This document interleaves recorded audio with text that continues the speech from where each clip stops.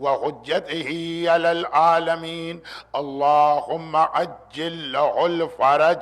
أما بعد فقد قال الله عز وجل في كتابه المبين بسم الله الرحمن الرحيم ومن الناس من يقول ربنا آتنا في الدنيا حسنة وما لهم في الآخرة من خلاق ومنهم من يقول ربنا آتنا في الدنيا حسنة وفي الآخرة حسنة وقنا عذاب النار.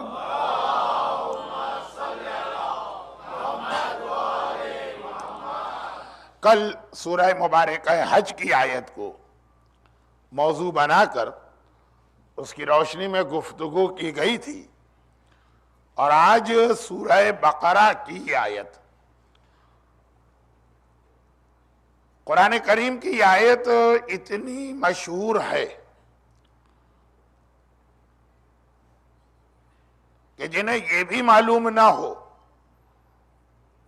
کہ یہ قرآن میں آیت ہے، وہ بھی دعا کے طور پہ اسے روزانہ پڑھا کرتے ہیں. لیکن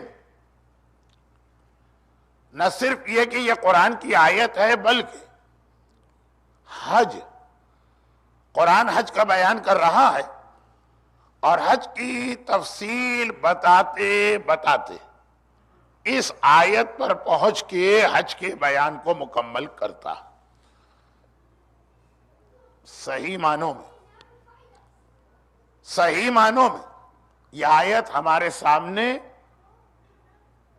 مکمل طور پہ سامنے آئے گی ظہور امام کے بعد.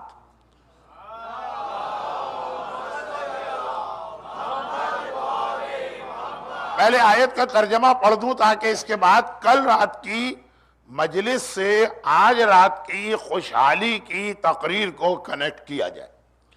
آیت کا ترجمہ، اچھا اب یہ میسج تو ہر دور کے لیے ہے، ہر زمانے کے لیے ہے، غیبت کے لیے بھی ہے، ظہور کے لیے بھی ہے، پہلے امام کے لیے بھی ہے، آخری امام کے لیے بھی ہے، پہلے نبی کے لیے بھی ہے، آخری نبی کے لیے بھی ہے. ترجمہ یہ کہ اللہ کہہ رہا ہے کہ ہمارے پاس دینے میں کوئی کمی نہیں ہے، ہم ہر ایک کو دیتے ہیں، جتنا مانگتا ہے اس سے زیادہ دیتے ہیں، بغیر کوئی حساب کتاب کیے ہوئے دیتے ہیں. خالی ابراہیم ہی کو نہیں دیتے، نمرود کو بھی ہم ہی عطا کرتے ہیں، اور خالی موسیٰ کو نہیں دیتے، فرعون کو بھی ہم ہی دیتے ہیں. اور یہ وہی فرعون ہے جو رات کے اندھیرے میں اپنے محل کے بیسمنٹ میں جا کے اللہ سے دعائیں کرتا ہے کہ اے خدا، آج دن بھر لوگوں نے مجھے اللہ سمجھ کے یہ مانگا ہے، کل ان کی حاجتیں پوری کر دے تاکہ میری عزت برقرار رہے. اور اللہ اس کو بھی دے رہا. لیکن اچھا اب یہ چھوٹی سی بات یہاں پہ ذہن میں آ گئی کہ اللہ ہر ایک کو دے رہا، مانگنے والا چاہیے. لیکن بعض ایسے موقع ہوتے اور بعض ایسی تاریخیں ہوتی اور بعض ایسی جگہیں ہوتی، ٹائم اینڈ پلیس، جب بڑی عجیب روایت ہمارے پاس آتی. شب قدر کے لیے یہ روایت ہے، اور ابھی اسی ویک میں جو 15 شعبان کی رات آپ نے اعمال کیے اس کے لیے بھی یہی روایت. اور کل کی مجلس میں جو عرفات کے میدان کا ذکر ہوا اس کے لیے بھی یہی روایت ہے. کیا روایت؟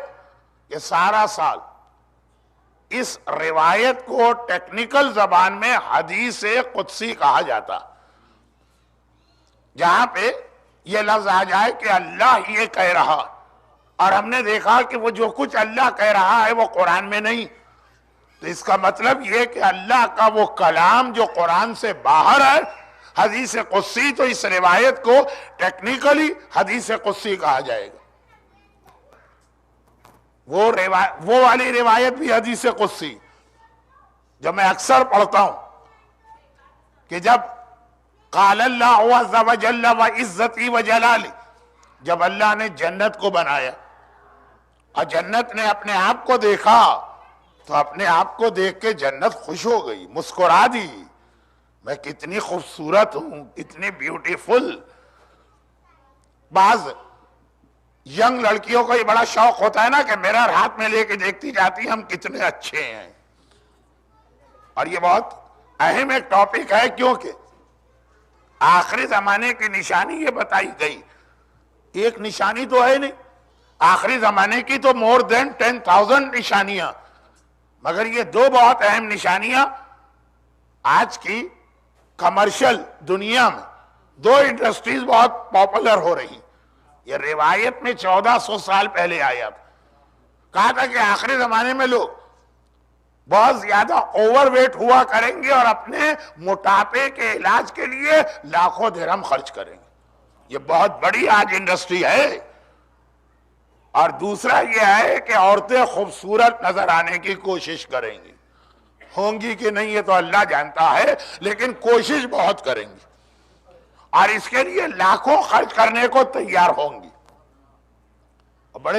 دونوں بڑے اسپائسی قسم کے ٹاپک ہیں کہ اگر میں ادھر چلا گیا تو آج واپس نہیں آ سکوں گا. اسے روکیے، رکھیے اپنی جگہ. انشاءاللہ کسی اور موقع پر جب میرے پاس اتنا ٹائم ہوگا کہ میں آپ کی خدمت کے لیے اٹلانٹا آ سکا تو اس بات کو میں آگے بڑھاؤں گا. ابھی تو میں جنت کی بات کر رہا ہوں کہ جنت نے اپنے آپ کو دیکھا. اللہ کو غرور یا گھمنڈ، ایروگنس یا پراؤڈنس سب سے بدترین گناہوں میں ایک. اللہ ہر گناہ کو شاید برداشت کر لے، غرور یا تکبر یا گھمنڈ کے گناہ کو برداشت نہیں کرتا. یہ روایت کا جملہ ہے. اور یہ ایک ایسا گناہ ہے کہ اگر کوئی گناہ کی نیت سے نہ کرے، بہت ہی سنسیئر آدمی ہو، بہت ہی سمپل آدمی ہو، کوئی ایسا جملہ کہہ دیا کہ اس کی انٹینشن نہیں ہے مگر اس کے جملے کے اندر ایسا لگ رہا ہو کہ تھوڑی سی بڑائی آ گئی، تو اللہ سزا تو نہیں دیتا ہے، پنشمنٹ ہوتی ہے گناہ کے بعد. اس کی انٹینشن یا نیت گناہ کی نہیں، لیکن یہ جملہ اللہ کو اتنا برا لگتا کہ امتحان میں ضرور ڈالتا ہے. کل میں نے حضرت یوسف کے حوالے سے اس فلم کا تذکرہ کیا اور جو 90 میری اسپیچز ہیں ان کا ذکر کیا. ایک دفعہ راوی نے امام سے پوچھا تھا کہ یوسف ایک معصوم نبی، ہر نبی معصوم ہوتا، اللہ نے ان کو اتنے سخت امتحان میں کیوں ڈالا؟ کہا کہ بہت سارے اس کے ریزن ہیں. وہ جو میں نے 90 اسپیچز حضرت یوسف کی ڈیٹیل میں کی ہے، اس میں پہلی اسپیچ میں خالی وہ ریزنز آئے تھے جو کئی، ان میں سے ایک یہ. ایک تو وہ ہے کہ یعقوب نے سارے پیٹ بھروں کو کھانا کھلایا اور ایک بیچارہ غریب بھوکا سو گیا، یعقوب کے گھر سے اس کے لیے کھانا نہیں گیا. پورا ایک واقعہ ہے، شب جمعہ پڑھا جاتا ہے. چوتھے امام مدینے کے دسترخوان کا روز آنا بسم اللہ کرنے سے پہلے وہ واقعہ سناتے ہیں.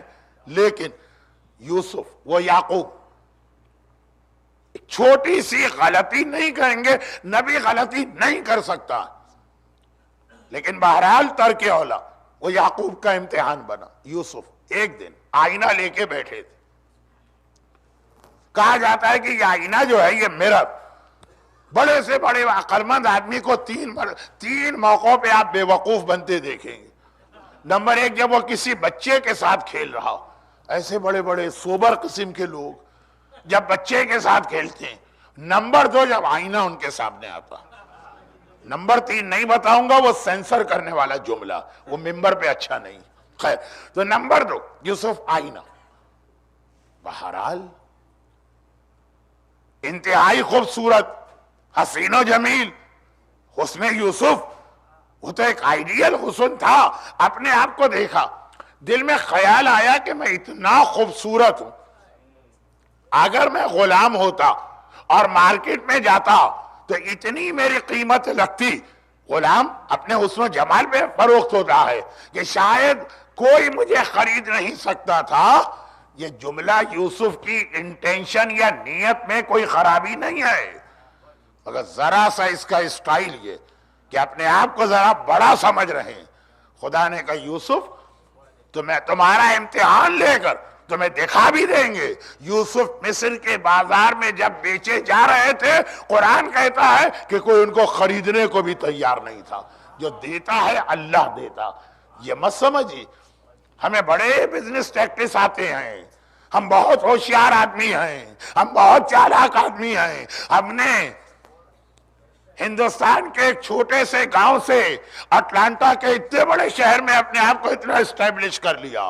وہ سب اللہ کا فضل, اللہ کی رحمت, اللہ کی مہربانی اور آل محمد کا وسیلہ.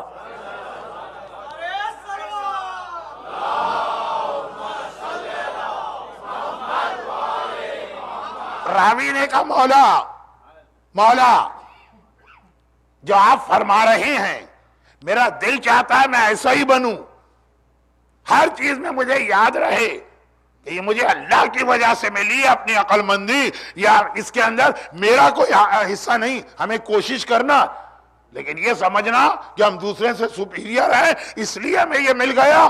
راوی نے کہا مولا بہت کوشش کرتا ہوں مگر شیطان دل میں خیال پیدا کر دیتا, آخر کیسے اپنے آپ کو کنٹرول کیا جائے.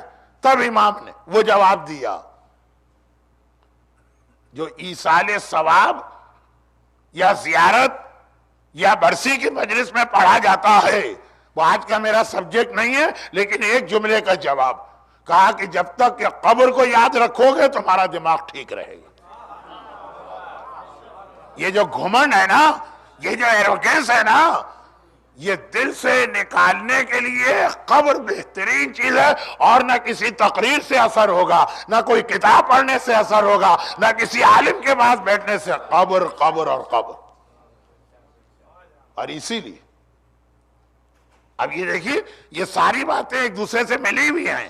اگرچہ میں ذرا سا اپنے ٹاپک سے ہٹا لیکن آ رہا ہوں, پہلے یہ والی باتیں سب ایک دوسرے سے ملی ہوئی ہیں. اسی لیے امام معصوم فرماتے ہیں کہ اگر کوئی عورت اپنے آپ کو بڑی حسین و جمیل سمجھ رہی ہے اور اس لیے بے پردہ گھر سے باہر نکل رہی ہے, قبر میں جائے گی, چند دنوں کے بعد اس کی ڈیڈ باڈی کو دیکھنا, اس پر اپنے آپ کو قربان کر دینے والا بھی اس پہ نگاہ نہیں ڈال سکے گا. اتنی خوفناک, اتنی بھیانک, اتنی ڈراؤنی نظر آئے گی. قبر میں جا کے 30-40 دن کے بعد مردے کی حالت دیکھے, ڈیڈ باڈی. جو لوگ اس پہ جان دینے کا وعدہ کرتے ہیں وہ بھی اس کے اوپر دوسری نگاہ نہیں ڈالیں گے. یہی وجہ تو ہے نا. ایک حدیث 6 میں سے اس کا ایک جملہ پڑھ رہا ہوں. یہ میری ایک عادت ہے کہ کسی حدیث میں اگر 8 باتیں, میں 8 باتیں نہیں پڑھتا ہوں جو اس وقت کے سبجیکٹ سے ریلیٹڈ. لوگ کہتے بھی ہیں کہ مولانا پوری حدیث سنا دیتے, لیکن پھر وقت اتنا زیادہ نکل جاتا ہے, اصل سبجیکٹ رہ جاتا ہے. آج تو ویسے بھی میری آخری سپیچ ہے, اگر کل کی مجلس میں یہ باتیں آتی تو کمپلیٹ ہوتی. تو 6 باتیں حدیث میں, ان کا ایک جملہ. اسی لیے امام نے فرمایا ایک دن اللہ کے رسول جبرائیل سے پوچھ رہے ہیں کہ اے جبرائیل تم فرشتے ہو, کبھی ہنستے اور کبھی روتے ہو. جبرائیل نے کہا 3 موقعوں پہ ہم روتے ہیں, 3 پہ ہنستے ہیں, ورنہ ہم فرشتوں کو رونا, ہنسنا, بھوک لگنا, سونا, تھکن ہو جانا, یہ چیزوں کا ہم سے کیا تعلق؟ یہ تو ہیومن نیچر ہے, اس کا ہم سے تعلق نہیں. مگر 3 موقعوں پہ ہم, خالی میں نہیں, سارے فرشتے روتے ہیں, اور 3 موقعوں پہ سارے فرشتے ہنستے ہیں. ان میں سے ایک, جب کسی عورت کو کفن پہنا کے قبر میں اتارا جاتا, کیا کمپلیٹ حجاب ہوتا ہے اس وقت. ہم ساری زندگی چیخ چیخ کے مر جائیں کہ کم از کم امام باڑے میں تو حجاب کر کے آئیے, ذرہ برابر اثر نہیں ہوگا. اور ہم تو کیا ہیں, رسول اور امام کے فرمان کو ایک کان سے سن کے دوسرے کان سے اڑا دیا جاتا ہے. مگر دیکھا کرے کہ جب قبر میں اتارا جاتا ہے کیا کمپلیٹ اس کا حجاب ہوتا.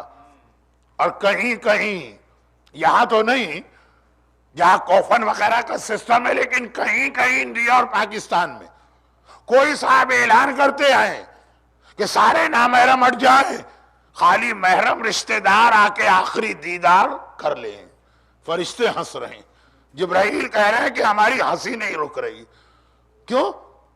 کہا کہ جب یہ چھپانے کے قابل تھی تو ساری دنیا دیکھ رہی ہے، اور جب کوئی دیکھنے کو تیار نہیں ہوگا تو اتنا حجاب کروایا جا رہا ہے. ایروگنس، غرور، تکبر کون سی چیز توڑتی ہے؟ گھمنڈ کو. قبر. امام نے کہا قبر یاد کرو. تو تمہاری جو کمپلین ہے کہ مولا آپ کی بات سن کے اثر بہت ہوتا، لیکن پریکٹیکل لائف میں جاتے ہیں دوبارہ وہی گھمنڈ آ جاتا ہے. کہا قبر. اب اس سے زیادہ اس پہ بات کرنے کا موقع نہیں. یوسف گھمنڈ نہیں، مگر زبان پہ ایک ایسا جملہ آ گیا، اللہ نے دکھا دیا کہ یوسف جیسا نبی بھی جو کچھ ہے وہ ہماری وجہ سے ہے. تو ہم اور آپ کیا حیثیت رکھتے ہیں؟ جنت. یہ ساری بات کہاں سے نکلی؟ جنت نے مرر میں اپنے آپ کو دیکھا، بلکہ دیکھا، مرر نہیں. اتنی میں خوبصورت، اتنی میں اچھی. پکار کے کہا سعادہ من یدخلنی، کتنا لکی ہوگا جو میرے اندر داخل ہوگا اور جسے میرے اندر رہنے کی جگہ ملے گی. New York, Washington, Toronto, L A, Houston میں رہا تو یہ کوئی کمال نہیں ہے. کمال ہے کہ اگر جنت میں جگہ ملے. ادھر جنت نے یہ کہا، ادھر خدا نے اپنی عزت کی قسم کھائی. وَعِزَّتِي وَجَلَالِي، میری عزت کی قسم، میرے جلال کی قسم. ہر گناہ، ہر مومن تیرے اندر جائے گا. 8 آدمیوں کے لیے انٹری بینڈ. اسی وقت جنت کے مین گیٹ پر یہ بورڈ لگا دیا گیا کہ لا يدخلک ثمانیۃ من الناس. 8 گناہگار ایسے ہیں جو تیرے اندر انٹر ہو ہی نہیں سکتے. جیسے اگر آپ شہزادی زینب کبریٰ کی زیارت کے لیے سیریا جائیں، یا آقا حسین کی زیارت کے لیے کربلا جائیں، یا آقا عباس کی زیارت کے لیے، یا امام علی کی زیارت، یا مشہد میں 8ویں امام کی زیارت، یا قم معصومہ قم کی زیارت. حرم پہ بورڈ لگا کہ بے حجاب عورت کی انٹری یہاں پہ ممنوع ہے اور نہیں آ سکتی ہے وہاں پہ. ہمارا دل بھی چاہتا ہے کہ شہزادی زینب کی بارگاہ میں سلام کرے اور آنسوؤں کا نذرانہ پیش کرے. انٹری بینڈ ہے، بے حجاب ہو تو نہیں، اس لیے کہ تم تکلیف پہنچا رہی ہو زینب کبریٰ کو. تو جیسے یہ حرم میں بورڈ لگا ہے، اب میں انتظار کر رہا ہوں ایک اور بورڈ لگ جائے تو اور اچھا ہو جائے.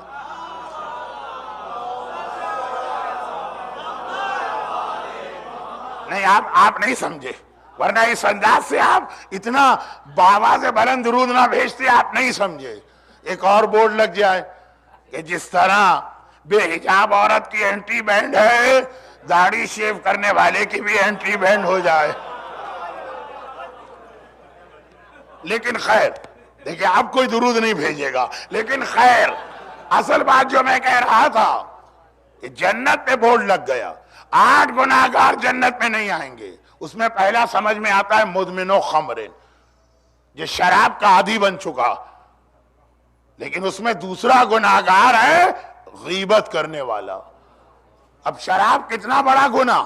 الحمدللہ جب مجھے پتا چلا کہ اٹلانٹا کی یہ کمیونٹی اس گناہ سے بالکل محفوظ ہے، نہ مرد، نہ عورتیں، نہ بڑے، نہ بچے، لیکن غیبت اس کے مقابلے میں ایک ہی لیول پہ رکھی گئی ہے کہ 8 گناہگار جنت میں داخل نہیں ہو سکتے.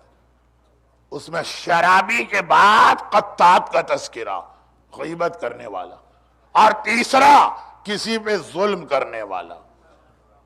اور جس امام کا ہم انتظار کر رہے ہیں وہ دنیا سے کفر کا خاتمہ کرنے نہیں آ رہا، ظلم کا خاتمہ کرنے آ رہا. اور ظلم پہ بات ہوگی. لیکن ابھی حدیث قدسی میں یاد دلاتا رہتا ہوں کہ کہاں سے میں سڑک سے ہٹ کے ایگزٹ لے کے باہر گیا تھا اور پھر واپس آ رہا ہوں. حدیث قدسی ہر وہ کلام جو قرآن میں نہیں ہے لیکن اللہ کا کلام ہے. جیسے جنت میں 8 گناہگار نہیں جائیں گے، یہ اللہ نے کہا، اور عزت و جلال کی قسم کھا کے کہا. اسی طرح پروردگار نے یہ فرمایا کہ سارا سال بندے میرا انتظار کرتے ہیں کہ میں کب ان کی دعا قبول کروں، اور 15 شعبان کو میں بیٹھ کے انتظار کرتا ہوں کہ کون مجھ سے مانگتا ہے اور کتنا مجھ سے مانگتا۔ اللہ انتظار کرتا۔ یہ رات آپ نے گزار دی، اب 23 رمضان شب قدر، وہاں کے لیے بھی یہی حدیث، عرفات کے میدان کے لیے بھی یہی حدیث ہے، خانہ کعبہ کا پردہ پکڑنے کے لیے بھی یہی حدیث ہے، کربلا میں امام مظلوم کا روضہ جو گنبد ہے اس کے نیچے کے لیے بھی یہی حدیث ہے۔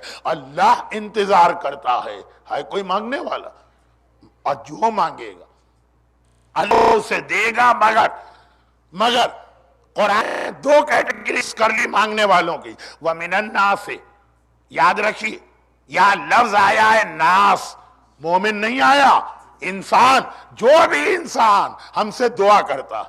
2 کیٹیگریز، یقول ربنا آتنا فی الدنیا حسنہ، وہ خالی دنیا کی چیزیں مانگتا ہے، ہم اس کو دیتے ہیں، لیکن وما لہو فی الآخرۃ من خلاق، پھر آخرت میں اسے کچھ نہیں ملے گا، جو تم نے مانگا وہی ہم نے دے دیا۔ بہت سے لوگ ہیں نا، صحت چاہیے، اولاد چاہیے، اچھا جاب چاہیے، بزنس میں برکت و ترقی چاہیے، ویزا چاہیے، دشمنوں کے حسد سے بچنا چاہیے، آخرت کہیں نہیں ہے ان کی لسٹ کے اندر، بھئی یہی ساری چیزیں چاہیے، اللہ دیتا، لیکن کہتا ہے وَمَا لَهُ فِي الْآخِرَةِ مِنْ خَلَاقٍ، پھر آخرت کی کوئی چیز نہیں ملے گی، تم نے مانگی ہی نہیں۔ وَمِنْهُمْ مَنْ يَقُولُ، اور کچھ ایسے لوگ ہیں کہتے ہیں ربنا آتنا فی الدنیا حسنہ، اے خدا ہمیں یہاں بھی دے، وفی الآخرۃ حسنہ، اور وہاں بھی دے، ہم اسے یہاں بھی دیتے ہیں، ہم اسے وہاں بھی دیتے ہیں۔ یہاں کی صحت چاہیے، کیا صحت؟ کسی کو کینسر ہے خدا نہ کرے، کسی کو ایڈس ہے خدا نہ کرے، یہ صحت مانگی۔ اور کسی کو اگر حرام کھانے کی عادت ہے، یہ بھی ایک بیماری ہے، کسی کو اگر حسد کرنے کی عادت ہے، یہ بھی ایک بیماری ہے۔ کینسر جسم کھاتا ہے، حسد ایمان کھاتا، اس کی تو دعا لوگ مانگتے ہیں، اے خدا اس سے بچا لے، اس کی دعا نہیں مانگتے ہیں۔ ایک دعائے مکارم الاخلاق ہے جو ہمارے ہاں شب قدر پڑھ دی جاتی ہے، اس میں یہ ساری چیزیں، لیکن شب قدر ساری رات جا کے عمل کرنا اتنا ٹینشن ہوتا ہے کہ لوگ پڑھتے جاتے پتہ ہی نہیں کہ ہم کیا مانگ رہے ہیں۔ وہ ایک رات کی دعا نہیں ہے، وہ سارا سال کی دعا ہے۔ کہا اللہ نے اگر تم یہ بھی مانگو وہ بھی مانگو، ہم یہ بھی دیں گے، ہم وہ بھی دیں گے۔ اور یہ والی آیت صحیح معنوں میں نے ایک جملہ کہا تھا، دوبارہ وہاں سے بات کروں، آدم سے لے کے خاتم تک، پہلے امام سے لے کے آخری امام تک، معصوم سے لے کے گناہگار تک، یہ آیت ہر ایک کے لیے ہے اور ہر زمانے کے لیے، لیکن اہم ترین اس آیت کی تصویر ظہور کے بعد ہوگی کہ دنیا کی بھی ہر نعمت آپ کو مل رہی ہوگی، آخرت کی بھی ہر نعمت آپ کو مل رہی ہوگی۔ آج بھی جہاں پر زمانے کے امام کی حکومت ہے، جزیرہ خضرا، گرین آئی لینڈ، وہ برمودا ٹرینگل نہیں ہے، دھوکہ نہ کھائیے گا، وہ گرین لینڈ نہیں ہے، حماقت نہ کیجیے گا، امام کا جزیرہ کسی کو نہیں پتا کہاں پر ہے۔ چاہے آج کا بچہ ہمیں چیلنج کر دے کہ مولانا گوگل ارتھ میں یا گوگل کے میپ پہ ہر جگہ کا پتہ موجود ہے، اگر یہ ہے تو اس کے اندر آنا چاہیے۔ نہیں، جزیرہ برمودا ٹرینگل نہیں ہے وہ جزیرہ، یہ غلط فہمی ہے، لیکن اسی دنیا میں ایک ایسا آئی لینڈ ہے جہاں حکومت امام، اور خالی امام نہیں، امام کی بیوی، امام کے بچے، امام کے پوتے، امام کے پر پوتے۔ ایوری فرائیڈے ہمیں حکم ہے کہ زمانے کے امام کی زیارت پڑھیں جمعہ نماز کے بعد۔ اور آپ اگرچہ اتنی ساری باتیں کہنا ایک مجلس میں لانا ٹھیک نہیں ہے، مگر آپ میں سے کچھ بچوں کی معلومات کے لیے دیکھیے، ابھی تک اتفاق سے ہمارا موضوع بنا دعا، ڈائریکٹ نہیں تھا لیکن چھوٹی سی بات آ گئی. دعا کا ایک فارمولا اور سن لیجیے، اور وہ یہ ہے کہ ویک کے 7 دن معصومین کے لیے مخصوص ہیں. سیٹرڈے رسول خدا کا دن ہے، سنڈے امام علی اور شہزادی فاطمہ کا دن ہے. ہر امام کے لیے ایک دن ویک کا رکھا گیا. اس دن اگر آپ کو کوئی دعا مانگنا تو جو نارمل طریقہ ہے ساری دعائیں مانگے. اس دن کا جو امام ہے، نعوذ باللہ اس کا مطلب یہ نہیں ہے کہ وہ امام دوسرے دن کا نہیں ہے، لیکن آج اللہ نے اسپیشل ان کا دن بنایا، اس دن ان کا وسیلہ دیا کرے. آپ کو منڈے کو کوئی پرابلم پیش آ رہا، شاید کل ہی منڈے ہو شاید پرسوں، اس دن کا جو امام. اور اسی لیے ہمارے یہاں کراچی میں خوجہ حضرات میں اور کئی نان خوجوں میں بھی ایک عادت تھی، اب یہ کم ہو رہی، اور وہ یہ کہ جیسے بمبئی میں پالا گلی کا علاقہ ہے، اسی طرح سے کراچی میں کھارادر، وہاں پہ مسجد ہے جہاں جمعہ نماز ہوتی ہے، خوجہ مسجد، اور اس کے نیچے درگاہ جہاں پہ معصومین کے روضوں کی اس طرح سے شبیہ ہے جیسے میرے رائٹ ہینڈ پر اور آپ کے لیفٹ ہینڈ پہ یہ شبیہ نظر آ رہی. روزانہ صبح کام پر جانے سے پہلے یا بزنس پر جانے سے پہلے، خاص طور پہ ہمارے کراچی کے جو خوجے لوگ تھے، وہ لوگ پہلے درگاہ میں آتے ہیں، سلام کرتے ہیں ان شبیہ یا تعزیے یا زری کے سامنے، پھر اپنے کام پہ جاتے ہیں. بڑی اللہ نے برکتیں دی. یہ روایت میں، یہ تو ہمارا اپنا ایک والنٹیئری عمل، روایت میں اس کا ذکر نہیں. روایت میں یہ کہ روزانہ کا جو امام ہے، دن کا اسٹارٹ یا بگننگ کرو اس کے نام سے. اسی لیے 2 لائنوں کی ایک زیارت آئی ہر امام کی. سیٹرڈے کا دن شروع کرو، رسول خدا کی زیارت پڑھو. باقی جو آپ پڑھتے رہتے ہیں وہ تو کنٹینیو کریں، انہیں آپ اسٹاپ نہ کریں، لیکن خاص سیٹرڈے کا دن ہے رسول خدا کا. جیسے آپ مدینے جائیں گے، جتنی زیارتیں آپ کو پڑھنا ہے پڑھیں گے، مگر مدینے جا کے رسول خدا کی زیارت کو آپ مس نہیں کر سکتے. جیسے اگر آپ مشہد جائیں گے، جیسے اگر آپ کاظمین جائیں گے، جیسے آپ سامرہ جائیں گے، جتنی زیارتیں آپ کو پڑھنا ہے پڑھیں، لیکن سامرہ میں آپ 10th اور 11th امام کی زیارت تو مس نہیں کریں گے نا، کہ میں تو ان کے شہر میں کھڑا ہوں. اسی طرح سے سنڈے شہزادی فاطمہ کا دن کا آغاز ان کی زیارت سے کریں. اور اسلام کو معلوم ہے کہ بڑی بڑی دعائیں ڈیلی پڑھنا مشکل ہے، تو اسی لیے 2 لائنوں کی زیارتیں رکھی ہیں. تو اس دن جو دعا مانگے وہ بھی اس معصوم کا وسیلہ ضرور دے. باقی جو آپ دوسرے وسیلے روزانہ دیتے ہیں وہ کنٹینیو کریں، کسی چیز کو اسٹاپ کرنے کی بات نہیں کر رہا، لیکن یہ ایڈیشن ہونا چاہیے. تو فرائیڈے زمانے کے امام کا دن ہے، اس میں ایک جملہ آتا، السلام علیکہ وعلی اہل بیتک. اے زمانے کے امام، آپ کو سلام اور آپ کے اہل بیت اور آپ کی اولادوں کو سلام. لوگ کہتے ہیں نا کہ مولانا یہ جو آپ نے برمودا ٹرینگل کی بات چھیڑ دی، نہیں، میں نے جزیرہ خضرہ، کہاں سے یہ آ گیا کہ امام کی اولاد ہے؟ تو میں اکثر جواب دیتا ہوں کہ میں نے تو آپ ہی کے منہ سے سنا. ارے ہمارے منہ سے کب سن لیا؟ کہ جس دن آپ امام زمانہ کی زیارت پڑھ رہے. اگر کوئی چیز انگریزی میں عربی میں پڑھی جائے تو قابل اعتراض نہیں ہے، اور میں اس کو اردو میں منبر سے پڑھ دوں تو ہر آدمی سوال کرے کہ کہاں سے پڑھا. جیسے گناہوں میں ہوتا، اردو کے گناہ ذرا بڑے لگتے ہیں، فلاں صاحب شراب پیتے ہیں، بڑا لگتا، گجراتی میں بھی ہوگا، اور انگریزی میں چھوٹا ہو جاتا ہے، ڈرنک کرتے ہیں. اچھا ڈرنک تو بہت ہی معمولی چیز ہے، کیا گناہوں کی طرح سے؟ گناہوں میں یہی ہے کہ انگریزی میں گناہ بہت چھوٹا لگتا، گناہ کرنے کا بھی مزہ نہیں آتا، اتنا چھوٹا لگتا. اردو میں لگتا ہے کہ واقعاً کوئی بڑا گناہ ہو گیا. لیکن صاحب ایمان کے لیے یہ چیز اونلی جوک ہے. یہ آپ کی زندگی میں نہ اردو کا گناہ ہے، نہ انگریزی کا گناہ ہے، نہ گجراتی کا گناہ ہے، نہ عربی کا گناہ ہے، کیونکہ آپ معصوم کے ماننے والے. لیکن عقیدے کی بات کر رہا ہوں. عربی میں آپ خود کہتے ہیں، بھئی دیکھیں امام زمانہ کے حوالے سے ایک جملہ میں اکثر کہتا ہوں کہ جب امام آئیں گے تو اکیلے امام نہیں آئیں گے، ان کے ساتھ 13 معصوم اور آئیں گے. بلکہ امام تو آئیں گے نہیں، وہ تو یہیں آئیں، آنا تو اسے کہتے جو جائے تو پھر آئے تو کہا جائے گا آیا ہے، جو یہیں بیٹھا ہوا۔ امام تو اسی دنیا میں ہے، کل کا ہمارا سبجیکٹ ہی یہ تھا۔ امام ظاہر ہوں گے، آئیں گے نہیں۔ آئیں گے کون؟ باقی 13 معصوم جو زہر یا تلوار کے ذریعے سے دنیا سے چلے گئے ہیں، پھر واپس آئیں گے۔ اور ایک وقت ایسا آئے گا کہ دنیا میں 14 کے 14 معصوم ایک ساتھ ہوں گے۔ اور جس طرح سے اللہ نے 13 معصوموں کو موت کے مرحلے سے گزارا، عموماً عیسائل ثواب کی مجلس میں ہمارے ہاں جو مرثیہ پڑھا جاتا ہے اس کا ایک مصرع، جب احمد مرسل نہ رہے کون رہے گا؟ موت سے تو رسول خدا بھی گزرے، امام زمانہ کی بھی موت ہوگی، اور معصوم کی موت نیچرل ڈیتھ نہیں ہوتی، شہادت سے ہوتی ہے۔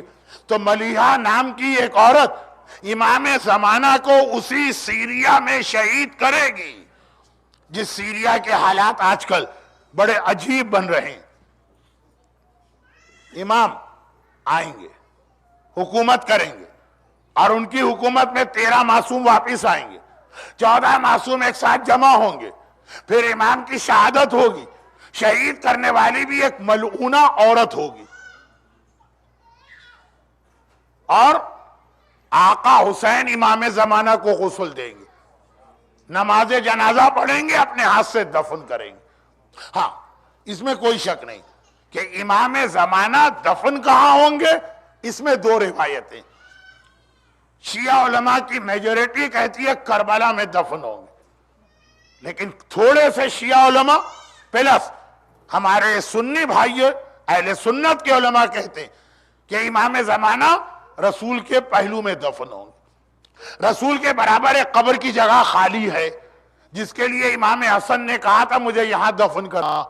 جب دفن نہ کرنے دیا گیا تو جگہ تو اب تک موجود ہے نا، تو یہ اختلاف ہے کہ کہاں دفن ہوں گے، لیکن امام شہید ہوں گے، امام دفن ہوں گے۔ جب میں یہ ایک زمانے میں بہت پڑھتا تھا، اور ابھی بھی 15 شعبان کو یا جہاں 5-6 مجالس کا موقع ملے، 2 مجلسیں میرے لیے کچھ بھی نہیں، چاہے آپ 1.5 گھنٹے کے مجلس سنیں، اس میں میرا ٹاپک شروع بھی نہیں ہوتا ہے اور مجلسوں کا وقت ختم ہو جاتا ہے۔ تو خیر کبھی اگر تفصیلی گفتگو کا موقع ملا، مجھے یہاں مزہ آیا مومنین کو دیکھ کر بھی کہ باقاعدہ بڑے لطف کے ساتھ رات کے 11:30 بجے میری مجلس سن رہے ہیں۔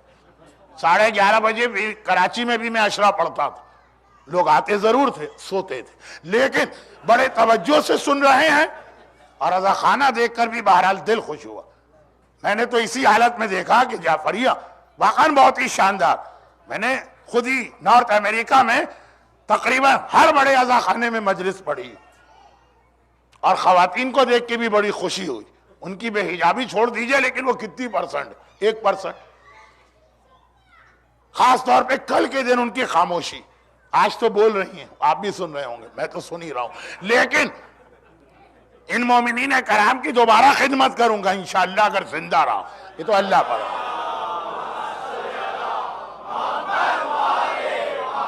جب کبھی میں یہ بات ڈیٹیل میں بیان کرتا ہوں، لوگ کہتے ہیں مولانا ہم نے آج تک نہیں سنا کہ معصومین واپس آئیں گے، یہ آپ کہاں سے پڑھ رہے ہیں؟ وہاں بھی میرا جواب ہے کہ بھائی میں تو آپ ہی کی زبان سے سن کے اس کو اردو میں دہرا رہا ہوں، کیونکہ کہتے ہیں یہ آپ نے کیا کہہ دیا؟ ہم نے کب کہا؟ میں نے کہا کہ ایوری شب جمعہ میں نے آپ کی زبان سے زیارت وارثہ سنی۔ کہا کہ ہاں مولانا ہم ہر شب جمعہ آقا حسین کی تو زیارت وارثہ پڑھتے ہیں۔ تو میں نے کہا اسی میں پڑھتے پڑھتے آپ کہتے ہیں، اور کتنا اسٹرانگ ورڈ آپ استعمال کرتے ہیں، وَأُشْهِدُ اللَّهَ وَمَلَائِكَتَهُ وَأَنْبِيَاءَهُ وَرُسُلَهُ I bear witness، میں اللہ کو گواہ بناتا ہوں، تمام فرشتوں کو گواہ بناتا ہوں، 124,000 1,24,000 انبیاء کو گواہ بناتا ہوں۔ کتنی اسٹرانگ ورڈنگ ہے، اللہ کو گواہ بنا رہا ہوں، تمام انبیاء 1,24,000 کو گواہ بنا رہا ہوں۔ تو کس چیز پہ گواہ بنا رہے؟ انی بکم مومن، مولا آقا حسین مجھے آپ پر ایمان ہے، وَبِإِيَابِكُمْ موقن، عربی میں ایاب کہتے ہیں ریٹرن بیک، اور آپ کے دوبارہ دنیا پہ آنے پہ موقن یقین کامل ہے۔ آپ ہی سے سنا ایوری شب جمعہ آپ مجھے سناتے کہ آپ اللہ کو گواہ بنا کے کہتے ہیں کہ آقا حسین کے آنے پہ آپ کو یقین ہے. یہی چیز میں نے اردو میں ممبر سے پڑھ دی تو آپ کہتے ہیں مولانا کہاں سے پڑھ دی, کون سی کتاب میں لکھا ہے؟ آپ کی زبان پہ لکھا ہے. اور انشاءاللہ اگر مومن ہے تو زیارت وارثہ خالی زبان سے نہیں پڑھ رہا ہے, دل سے بھی پڑھ رہا ہے. بہت ہی مشہور قصیدہ ہے نا, زبان کے ساتھ دل بھی بولا. تو زیارت وارثہ خالی, درود بھیجے محمد والے.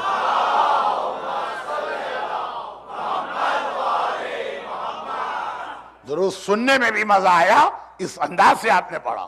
باقی جگہوں پہ تو میں درود کہتا تھا, اس طرح لوگ پڑھتے تھے جیسے میں نے کسی سے $1 ملین قرضہ مانگ لیا. خیر,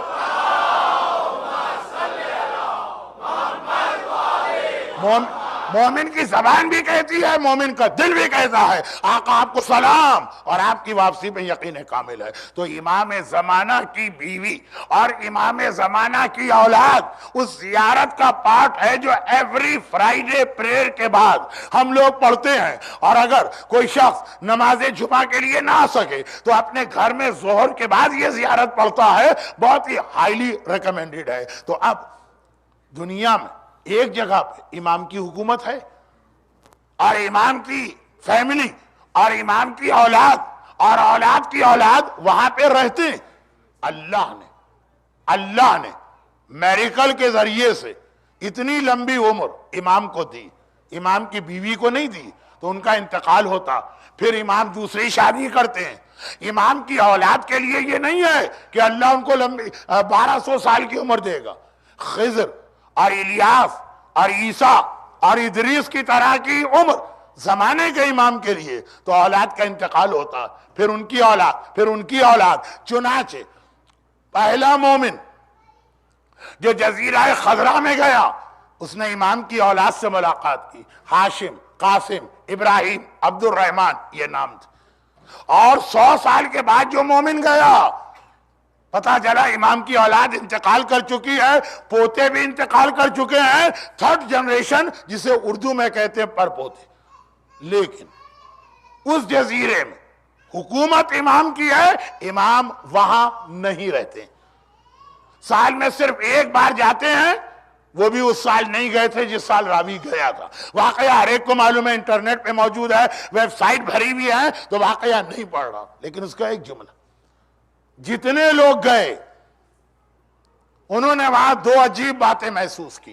2, ایک کا تو آپ کو یقین ہے, دوسری پہ آج کل بہت زیادہ مومنین کے کنسرن اور اعتراضات.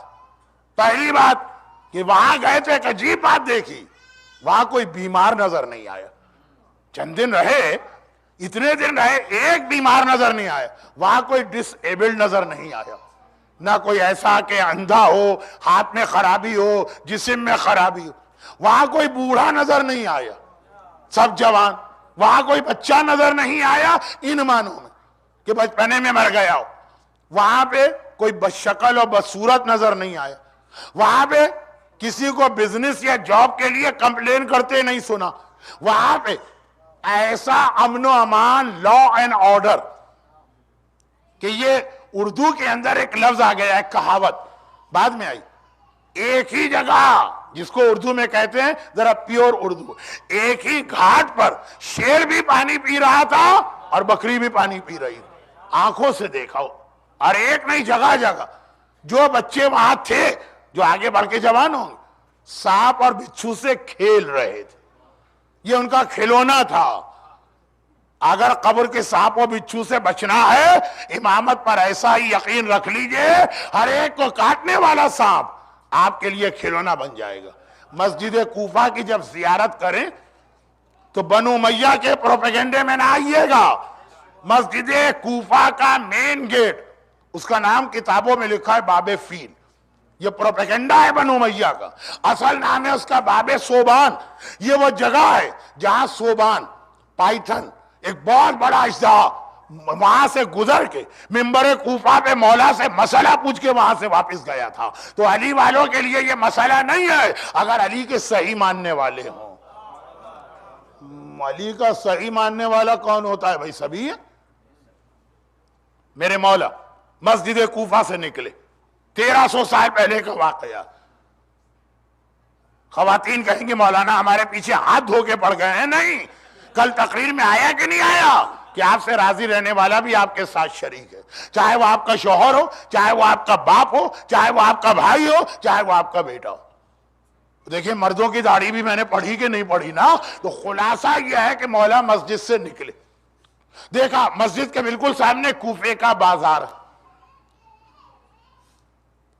اب ایک سوال آپ کے ذہن میں روایت کے آخر میں آئے گا، مجھے پتا کہ کیا آئے گا، اس کا جواب بھی میں دوں گا۔ جزیرہ خضرا میں دو بڑی ان یوزول باتیں نظر آئیں۔ ابھی پہلی بات تھی، سانپ اور بچھو سے بچے کھلونے کی طرح سے کھیل رہے تھے اور کوئی مصیبت پریشانی وہاں نہیں تھی۔ ویدر بھی بہترین ویدر تھا، نہ سردی نہ گرمی، غذا بھی بہترین غذا، اور ساتھ ساتھ جو بیماریاں اور یہ سب ختم۔ لیکن علی کا صحیح ماننے والا مولا نکلے، سامنے بازار کوفہ ہے، دیکھا بازار کوفہ میں ایک نوجوان کھڑا، ذرا بہت اپنے آپ کو سنوار کر بنا کر سجا کر اس نے کھڑا کیا۔ مولا چلے، بازار میں تو لوگ آتے ہیں جاتے ہیں، آتے ہیں جاتے ہیں۔ 2 گھنٹے کے بعد واپس آئے، دیکھا اسٹل وہ وہیں بازار کوفہ میں کھڑا ہوا۔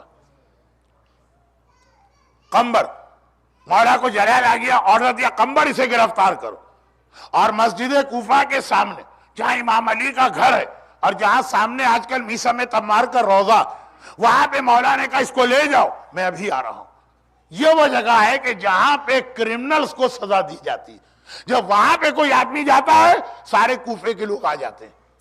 یہ آرڈر بھی اسلام کا ہے کہ پنشمنٹ اوپنلی ہوگی، لوگوں کے سامنے ہوگی۔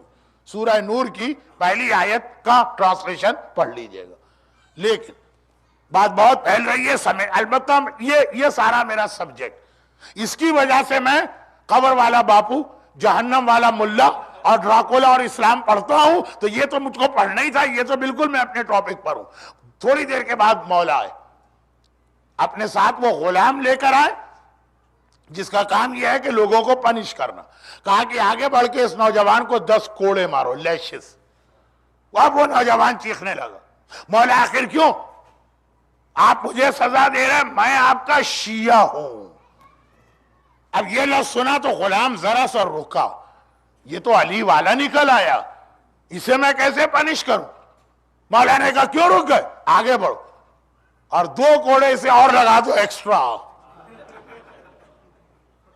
مولا کیوں؟ کہا اس لیے کہ ایک تو نے جرم کیا ہے اور پھر جھوٹ بولا۔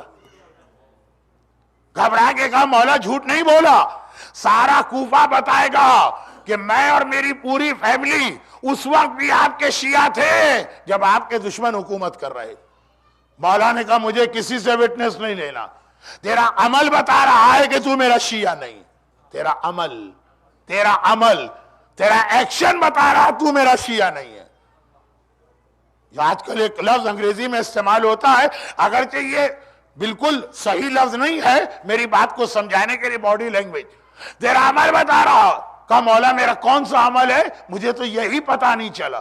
کہا تو ایسی جگہ کھڑا جہاں نامحرم عورتیں گزر رہی ہیں، وہ تجھے دیکھ رہی ہیں، تو انہیں دیکھ رہا ہے، یہ علی کی حکومت ہے۔ علی اپنی زندگی میں یہ برداشت نہیں کر سکتا کہ بغیر کسی وجہ کے کوئی نامحرم ایسی جگہ کھڑا ہو جہاں سے عورتیں گزر رہی ہیں۔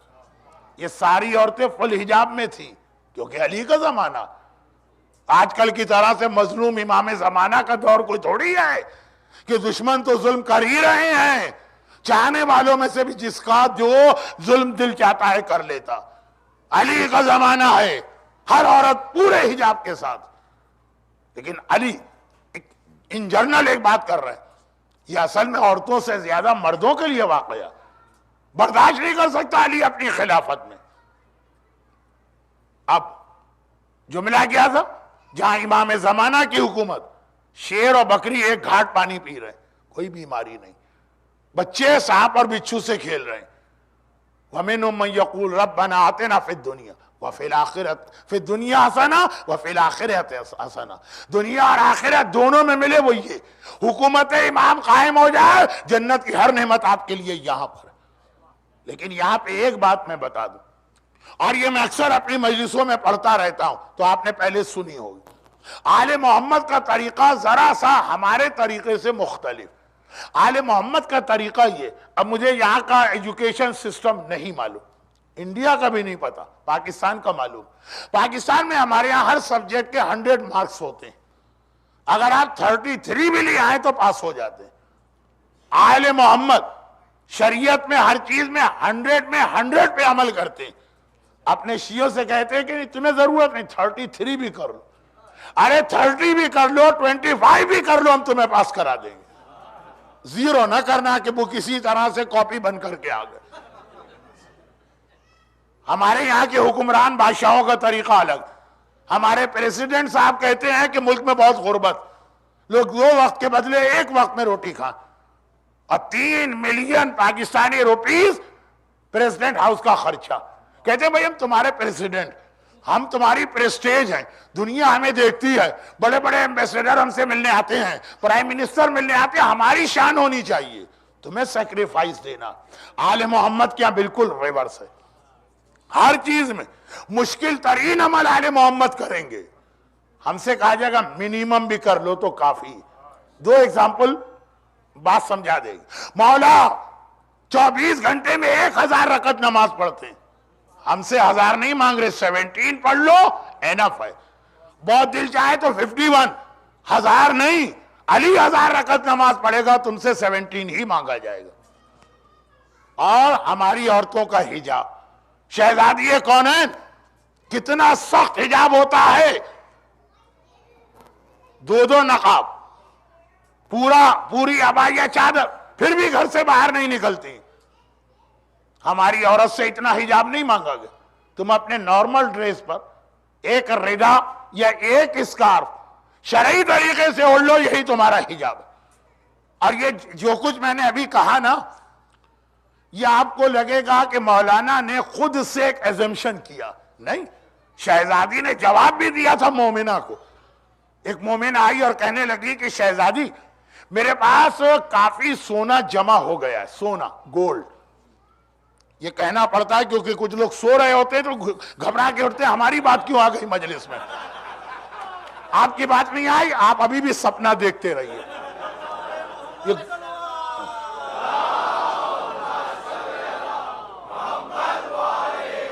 گولڈ کتنا گولڈ ہو تو میں زکوٰۃ دوں؟ خمس اور زکوٰۃ میں بہت ہی بیسک ڈیفرنس یہ بھی ہے، اور کئی ڈیفرنسز ہیں کہ بھئی زکوٰۃ آپ اپنے ہاتھ سے دے سکتے ہیں، خمس ایٹ لیسٹ 50% مرجع کی اجازت سے ہوگا، بہت سارے۔ اور ایک فرق یہ بھی کہ زکوٰۃ کے لیے منیمم ریکوائرمنٹ ہے کہ کم سے کم اتنا گولڈ ہو تو زکوٰۃ واجب، خمس کے لیے کوئی منیمم نہیں۔ 20 سینٹ بھی اگر آپ کے پاس ہے، 10 سینٹ بھی آپ کے پاس ہے، 1 سینٹ کا کوائن بھی ہے تو خمس واجب ہے۔ زکوٰۃ ایسا نہیں، مثلا اگر گوٹس یا شیپس، کیٹل، بکریاں 40 ہوں تو زکوٰۃ ہے، اگر 39 ہے تو زکوٰۃ نہیں۔ تو اس نے آگے پوچھا میرے پاس گولڈ ہے، گولڈ پہ زکوٰۃ بھی ہوتی ہے، گولڈ پہ خمس بھی ہوتا ہے، دونوں کے مسئلے الگ الگ۔ میں مسائل تو نہ بتا رہا ہوں نہ ٹائم۔ کہا منیمم کتنا گولڈ ہو میرے پاس، البتہ to avoid any misunderstanding, jewellery والا جو گولڈ ہے اس پہ کوئی زکوٰۃ نہیں، اور بسکٹ یا کوائن جو گولڈ کے ہیں اس پہ بھی کوئی زکوٰۃ نہیں۔ یہ وقت نہیں تھا، لیکن ایک جملہ میں نے کہہ دیا تاکہ کوئی مس انڈرسٹینڈنگ یا کنفیوژن کریٹ نہ ہونے پائے۔ خلاصہ یہ ہے کہ جس گولڈ پر زکوٰۃ ہوتی ہے وہ رسول اللہ اور امام کے زمانے میں ہوتا تھا، آج کل نہیں ہوتا، لیکن دنیا کی جو اکنامیکل کنڈیشن ہے شاید وہ دوبارہ واپس آ جائے۔ خیر، تو کہا کہ شہزادی گولڈ، اب اس نے کہا میرے پاس گولڈ ہے، مجھے زکوٰۃ کا مسئلہ پوچھنا، کتنے گولڈ پر زکوٰۃ واجب؟ سوال اس کا جرنلائز تھا، کیا مطلب؟ شہزادی نے کہا یہ تو اپنے لیے پوچھ رہی ہے کہ میرے لیے پوچھ رہی؟ اس نے کہا شہزادی شریعت تو ایک شریعت، بھئی فجر کی نماز امام علی بھی 2 رکعت پڑھیں گے اور ہم بھی 2 رکعت پڑھیں گے، عید کا روزہ امام علی کے لیے بھی حرام ہے اور ہمارے لیے بھی حرام، خانہ کعبہ کے طواف میں 7 سرکٹ یا راؤنڈ امام علی کے لیے بھی واجب ہے، ہمارے لیے بھی۔ نہ 6 ہو سکتے ہیں نہ 8، شریعت تو ایک ہے نا۔ شہزادی سوال کرتی، اس نے کہا شہزادی منیمم کتنا گولڈ ہو تو زکوٰۃ دینا؟ کہا یہ اپنے لیے پوچھ رہی ہے کہ ہمارے لیے؟ گھبرا گئی شہزادی، شریعت تو ایک ہے۔ کہا نہیں، تمہارے لیے الگ مسئلہ ہے، ہمارے لیے الگ مسئلہ ہے۔ اس کو انٹرسٹ ہوا، کہا تو شہزادی دونوں کا مسئلہ بتا دی۔ کہا تمہارا مسئلہ یہ ہے کہ اگر 20 دینار، 20 دینار، 1 دینار آج کل کے حساب سے 3.5 گرام ہوتا ہے، لیکن امریکہ میں گرام نہیں چلتا، خیر 20 دینار، 20 دینار منیمم ہو تو زکوٰۃ واجب ہے۔ اگر 19 ہے، 19 اینڈ ہاف ہے، کوئی زکوٰۃ واجب نہیں۔ 20 ہو، یہ تمہارا مسئلہ۔ اور کہا آپ کا مسئلہ کیا ہے؟ میرا مسئلہ یہ ہے کہ میرے گھر میں 1 گرام یا 1 رتی بھی سونا جمع کیسے رہا کہ زکوٰۃ کی بات آنے لگی؟ ہمارے گھر میں کچھ نہیں رہنا چاہیے، روزانہ جو آئے سب راہ خدا میں دے دینا چاہیے۔ یہ اپنے لیے کہا، آپ کے لیے نہیں کہا۔ تو جو میں نے بات نماز کی ایگزامپل دی، 1000 پڑھیں گے ہم سے 17 مانگیں گے۔ شہزادی اتنا کمپلیٹ حجاب کریں گی ہماری عورت سے اس کے نارمل ڈریس پر، ایک صحیح ردا، ایک صحیح اسکارف، ایک صحیح دوپٹہ مانگیں گی۔ ہمارے لیے 20 دینار پہ زکوٰۃ ہے، 19 پہ ایگزمپٹ ہے۔ شہزادی کے گھر میں 1 تولہ 1 ماشا سونا بھی کیوں آ جائے؟ یہ جو اہل بیت کا ایک نارمل طریقہ ایک کار، شریعت کے میکسیمم پہ جا کے ہم سے منیمم مانگتے ہیں۔ تو اس کو ذہن میں رکھ کے سنیے۔ آپ کہیں گے مولانا امام علی کا واقعہ آج کیسے پاسبل ہے؟ ہم میں سے تو میجورٹی کی ڈیری کوئن کی دکان ہی شاپنگ مال کے اندر ہے، عورتیں ہی آتی ہیں جن کے ہاتھ ہم آئس کریم بیچتے ہیں، کیا کریں گے؟ اور خالی ڈیری کوئن سے کام نہیں چلے گا، ہر جگہ پہ، سڑک میں، بازار میں، شاپنگ مال میں، اسکول میں، کالج میں، گورنمنٹ آفیسز میں۔ نہیں، یہی آج کا اصل میسج یہی تھا کہ سمجھیے کہ امام علی کی زندگی میں یہ جو روایتیں ہیں ہمیں ایز اٹ از اسے ایڈاپٹ نہیں کرنا ہے، ہمارے لیے اپنے زمانے کے اعتبار سے مسئلے ہیں۔ اب آئیے جزیرہ خضرا کی دوسری انیوژول بات بتاؤں اور پھر اپنے اس ٹاپک کے اوپر آ جاؤں۔ اصل سبجیکٹ اب شروع ہو رہا، اتنا چھپا کے یہاں گھڑی لگائی گئی ہے کہ مجھے تو نظر آ رہی، آپ کو نظر نہیں آ رہی ہوگی، اگر کہیں ہے بھی تو کسی مومن کے پیچھے چھپی ہوئی ہے۔ لیکن اتنا تو آپ کو اندازہ ہو گیا ہوگا کہ مولانا گھنٹہ تو لے چکے ہیں، اب سبجیکٹ شروع ہو رہا ہے۔ جی ہاں، اب شروع ہو رہا ہے۔ اب پورا نہ ہو سکا تو کوئی بات نہیں، زندہ رہا تو آئندہ ہوں گا، لیکن اصل سبجیکٹ اب ہے۔ وہ کیا عجیب بات، وہ کیا عجیب بات، لاسٹ 10 ایئر میں شیعت میں اتنی چینج آئی، اتنی چینج آئی۔ مجھے تقریباً 12-13 سال ہو گئے پاکستان سے آسٹریلیا شفٹ ہوئے، لیکن بہرحال ہر 6 مہینے کے بعد وہاں وزٹ تو کرتا ہوں، 1 دن کا 2 دن کا۔ 3 سال پہلے میں نے وہاں ماہ مبارک رمضان پڑھا تھا، بہت مشہور 2007 جب ارتھ کوئک آیا تھا، پورا مہینہ رات تو پتا چلا کتنی چینج آ گئی۔ 2 چیز، پہلی چیز لیڈیز کی بے حجابی۔ میں کراچی کا رہنے والا ہوں، مجھے تقریباً ساری زندگی کراچی میں گزری، میری اولاد میں بیٹیاں زیادہ ہیں، تو ہم لوگ پاکستان جاتے ہیں تو پاکستان کے ڈریس لے کے آتے ہیں، کیونکہ ہمارے آسٹریلیا میں کمیونٹی بہت چھوٹی ہے، اپنے ڈریس ملتے نہیں۔ اپنی بچیوں کے لیے مجھے ایسے ڈریس چاہیے تھے کہ جو فل سلیو ہوں، کہ اگر کبھی عورتوں کے کسی فنکشن میں جائیں اور وہ عبا اور برقع نہ پہنے تو عورتوں کے درمیان بھی بیٹر تو یہی نہ فل حجاب والا لباس ہو۔ تو حجاب میں واجب ہے کہ رس تک چھپی ہونی چاہیے عورت کی، یہ گھڑی جو ہے یہ نظر نہیں آنی چاہیے، یہ چوڑی جو ہے نظر نہیں آنی چاہیے۔ تو ایسے ڈریسز بنتے تھے ہمارے زمانے میں، ہم گئے، پورا کراچی ہم نے دیکھ ڈالا۔ اب یہاں کراچی والا مجھے کوئی نظر نہیں آتا، لیکن ڈیفینس، کلفٹن، طارق روڈ، حیدری، بڑے پوش ایریاز، وہاں سے لے کے گولی مار اور لالو کھیت، بہت ہی جیسے بمبئی کے بمبئی نہیں، ممبئی ہے نا شہر، وہاں کے سلم۔ ارے ایک ڈریس مجھے اپنی 10 سال کی بچی کے لیے نہیں ملا، 12 سال کی بچی کے لیے نہیں ملنا تو چھوڑیے، دکاندار نے مجھے بڑی حیرت سے دیکھا اور کہا کہ کون سے جنگل سے آ رہے ہو بھائی؟ وہ تو کہیے کہ الحمدللہ، میں نے کہا میں آسٹریلیا سے آ رہا ہوں، تو وہ خاموش ہو گئے۔ اور واقعہ اگر کہتا میں قم یا مشہد سے آ رہا ہوں تو کہتا کیوں آئے تھے وہی رہو۔ ایک تو لیڈیز کے ڈریس اتنی تیزی سے ہمارے یہاں چینج ہوئے۔ اچھا، جب یہاں پاکستان کے لوگ ہیں نہیں، ایک دو کے علاوہ ہو سکتا ہے ایک دو اور بھی ہوں، تو میں نے یہ پڑھا کیوں؟ اس لیے پڑھا کہ پاکستان میں جو ڈریسز لیڈیز کے ہیں یہ بھیجتے آپ لوگ ہیں۔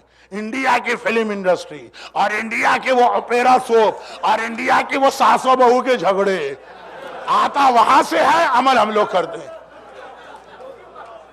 تو اس لیے میں نے کہا کہ اس میں دونوں جمع ہو گئے، دینے والے وہ لوگ ہیں، لینے والے وہ ہم لوگ ہیں۔ ایک پہلی بات، اور دوسری بات، دو بہت انیوژول چیز پاکستان میں خاص طور پر لاسٹ 5 سے 7 ایئر میں مرجعیت کے اگینسٹ موومنٹ بہت اسٹرانگ ہو گیا۔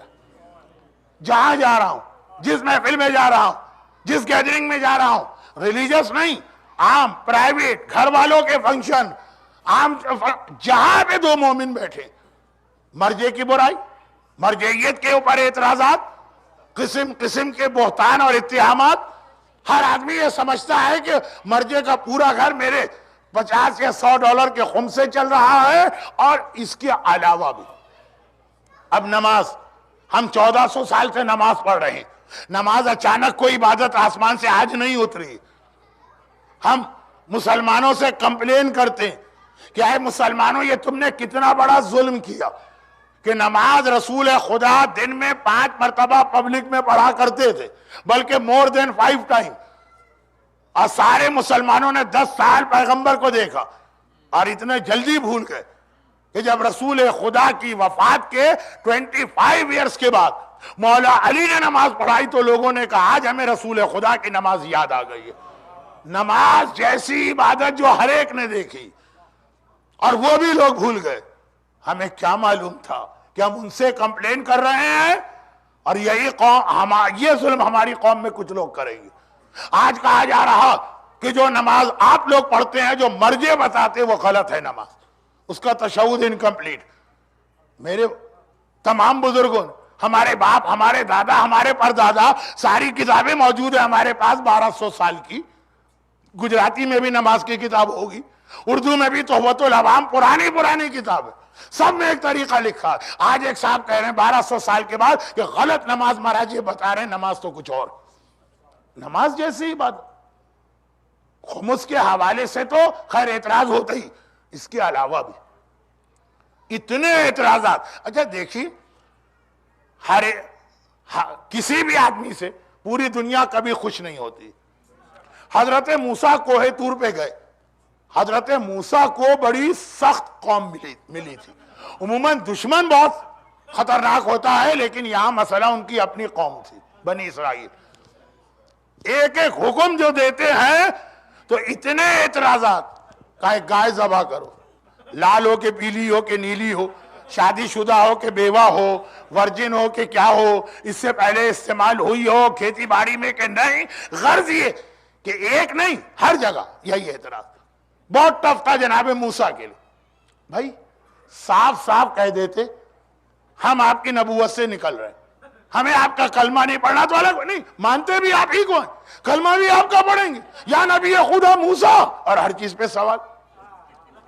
تو حضرت موسیٰ کوہ طور پہ بہت فریکوینٹ جاتے تھے۔ ایک مرتبہ گئے تو اللہ کو جو آرڈر دینا تھے دیے، اور کہا چاہے موسیٰ تم یہاں بہت زیادہ آتے رہتے ہو، آج میں تمہاری کو ایک دعا پوری کرنا چاہتا ہوں، کچھ مانگو مجھ سے۔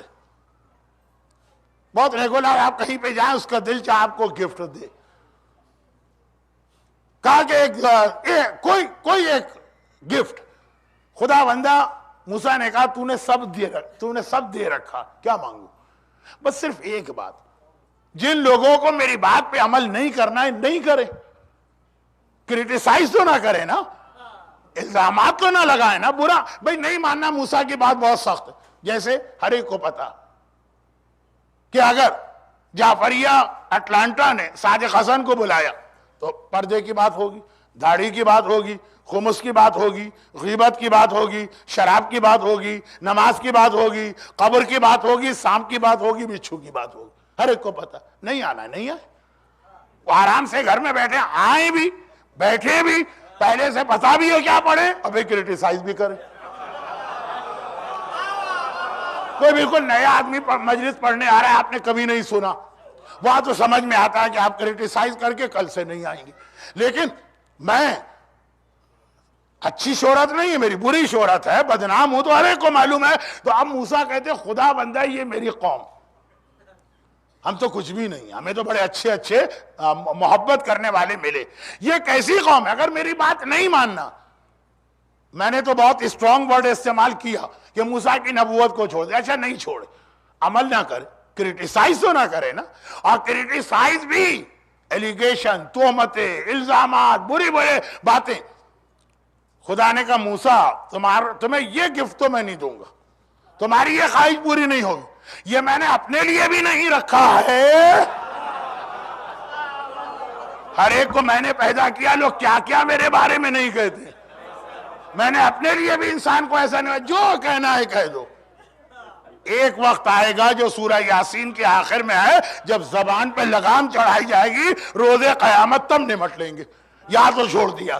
تو دیکھیے اللہ، رسول، امام، ہر ایک کو لوگ برا کہتے ہیں، مراجع کو بھی برا کہتے ہیں، ہمیشہ سے برا کہتے آ رہے ہیں، لیکن ایک ہوتا ہے یوزول برا کہنا، 100 میں 5 نے کہا، 100 میں 10 نے کہا، 100 میں 15 نے کہا، 2 الزام لگائے، 4 الزام لگائے، لیکن آج 99% وہ مومنین جو میرے شہر کے رہنے والے، میں نے اپنی، اور چونکہ میں 7 سال کے گیپ کے بعد گیا تو مجھے بہت زیادہ انیوزول ماحول لگا، اس لیے بتا رہا ہوں، یہ آج کا سبجیکٹ نہیں کہ مرجعیت ہے کیا چیز، ہمارے مراجع ہیں کیا، جنہیں ہم نائب امام کہتے ہیں، یہ ہیں کون؟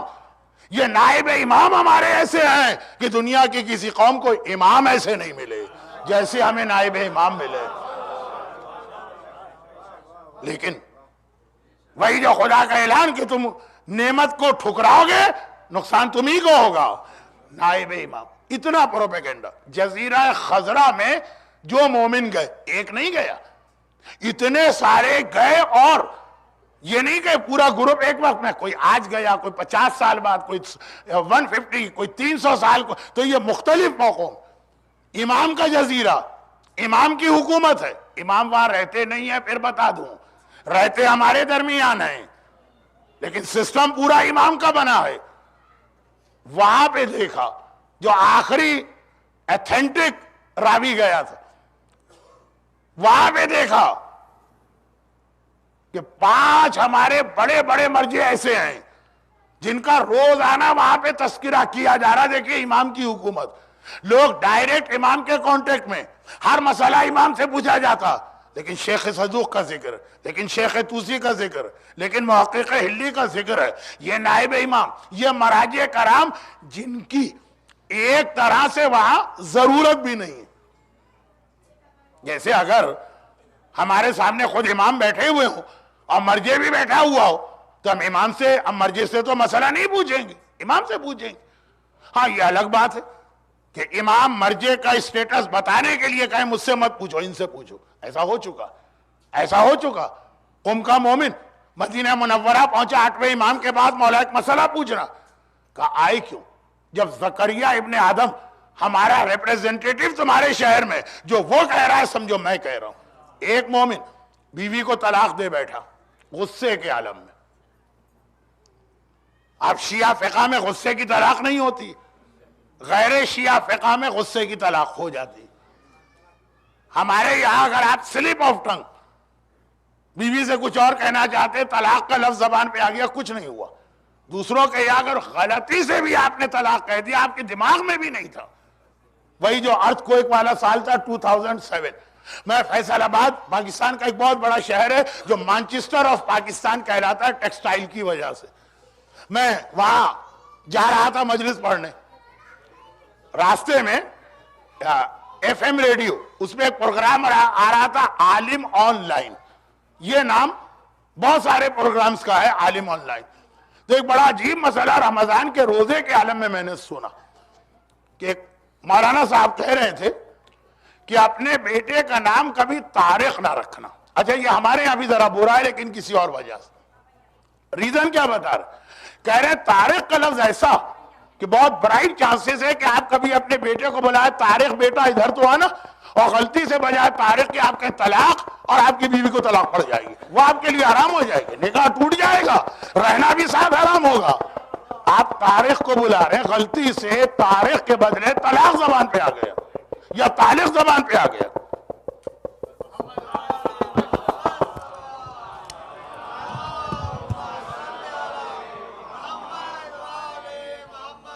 بہرحال مائک کو طلاق ہو گئی، لیکن خلاصہ یہ ہے کہ طارق کے بدلے اگر آپ طالق کہہ گئے، وہ بیوی بیچاری نماز شب پڑھ رہی ہے مصلی پہ، حرام ہو گئی آپ کے لیے، طلاق پڑ گئی. تو ہمارے یہاں تو ایسا نہیں. لیکن کوفہ شہر کا یہ مومن تھا. کوفے میں چونکہ اس وقت میجورٹی خیروں کی تھی، مسئلہ یہی سنتا تھا کہ مذاق میں، غصے میں، سلپ آف ٹنگ میں طلاق ہے. تو وہاں پہ یہ مسئلہ ایسا ہوا کہ ایک دن اس کو بہت غصہ آ گیا اپنی بیوی پر، غصے میں طلاق کہہ گیا. تمام علماء نے کہا تمہاری بیوی تم پر حرام ہو گئی. ممبر سینسر کرنا پڑتی ہے کچھ باتیں، پھر حلال دوبارہ حلال کرنے کا طریقہ بھی اتنا بےہودہ بتاتے ہیں. میں کیا بولوں ممبر پہ، مجھے شرم آتی ہے. لیکن بچے ذرا زیادہ بولنے لگے نا. ہمارے یہاں ایک خاتون تھی جن کو جب کبھی اٹھنا ہوتا تھا بچے کی چٹکی بھرتی تھی تاکہ وہ روئے نا، تو پھر یہ گھر والے کو یاد دلائیں کہ بھئی اب جاؤ. لیکن اگر یہ میسج میرے لیے ہے کہ مولانا بچے بھی بے چین ہو گئے اب تو بس کیجئے، میں پرواہ کرنے والا نہیں ہوں. اگر آپ بھی یہی کہتے تب بھی نہیں.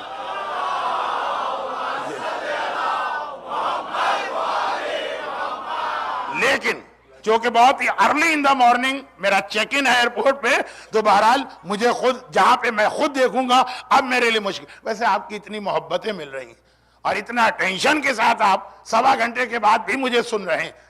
یہ جو ہمارے ایک آدھ مہمان ہیں ان سے پوچھئے گا ایسا مجمع کہاں ملے گا مجھے سننے والا. اب آخری جملے، اور وہ یہ ہے کہ اس نے اب جو سوچا بیوی طلاق ہو گئی، یعنی گھر ٹوٹ گیا، بچے جو ہیں وہ یتیم ہو گئے، الگ الگ ہو جائیں گے یا ماں لے جائے گی یا باپ. یہ تو بہت بڑا پرابلم. تمام علماء نے کہا یہ تو ہو چکا ہے. علماء سے مطلب عام. ایک ابو بصیر نے کہا کہ غصے میں طلاق دی تھی. غصے میں طلاق نہیں ہوتی. یہ ہیں ہمارے چھٹے امام کے بہت ہی قریبی شاگرد، اونلی شیعہ عالم ہیں جو مسجد کوفہ میں بیٹھ کے مسئلے بتاتے ہیں. اب یہ مسئلہ جا رہا ہے اپنے فیور میں، لیکن سنسیئر مومن تھا. سوچ رہا ہے 99 نے کہا طلاق ہو گئی، خالی ایک کہہ رہا ہے نہیں ہوئی. تو میرے فیور کا مسئلہ، لیکن ایسا نہ ہو قیامت میں پکڑا جاؤں. ہمارے یہاں بالکل الٹا ہوتا. لوگ ایک مسئلہ 50 علماء سے پوچھتے، کوئی تو غلطی سے کہہ دے گا حلال ہے، یہی عالم سب سے بڑا.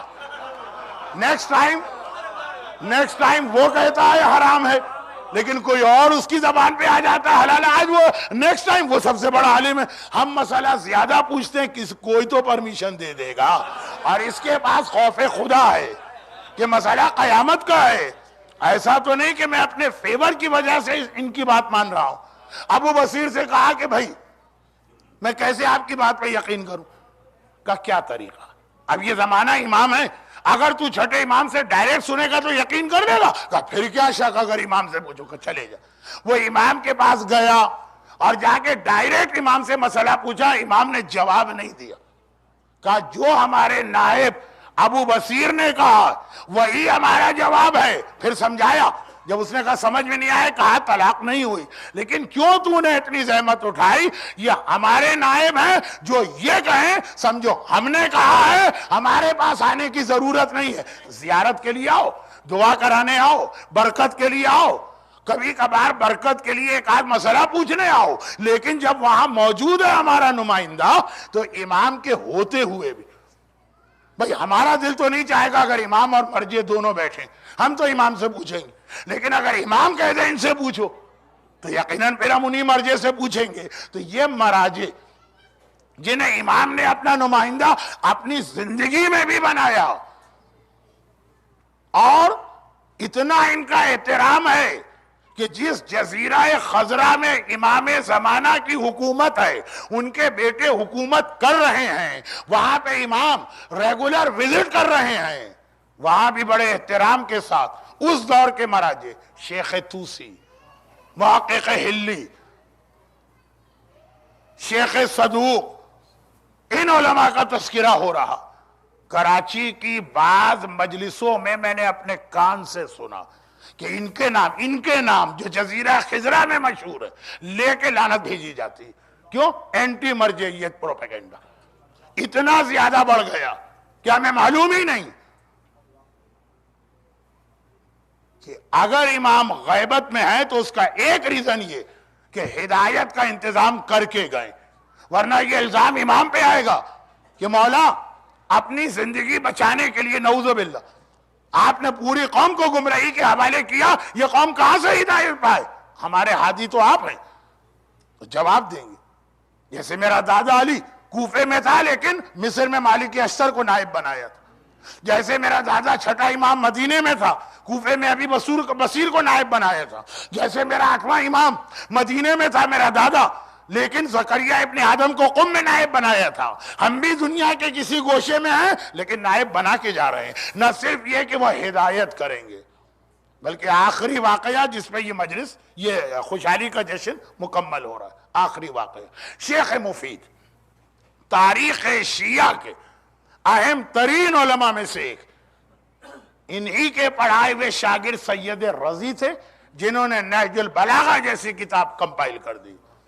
بہت، یعنی اگر میں ذرا ان کے حالات میں چلا گیا تو آدھا گھنٹہ اور لگ جائے گا، آپ بیٹھے ہوئے ہیں، لیکن مجھے ابھی کچھ اور باتیں بھی کہنا ہے، صرف اتنا کہہ دوں کہ نہج البلاغہ کبھی آپ اٹھا کے دیکھیے اس کے پریفیس میں جہاں کمپائلر سید رضی کے حالات ہیں تو وہاں شیخ مفید کا تذکرہ ہے کہ کتنے عظیم عالم ان کے استاد تھے۔ اتنا کہہ دینا کافی کہ شیخ مفید حوزہ علمیہ بغداد، اس وقت صرف بغداد میں ہمارا حوزہ تھا، وہاں پہ درس دیتے تھے، اور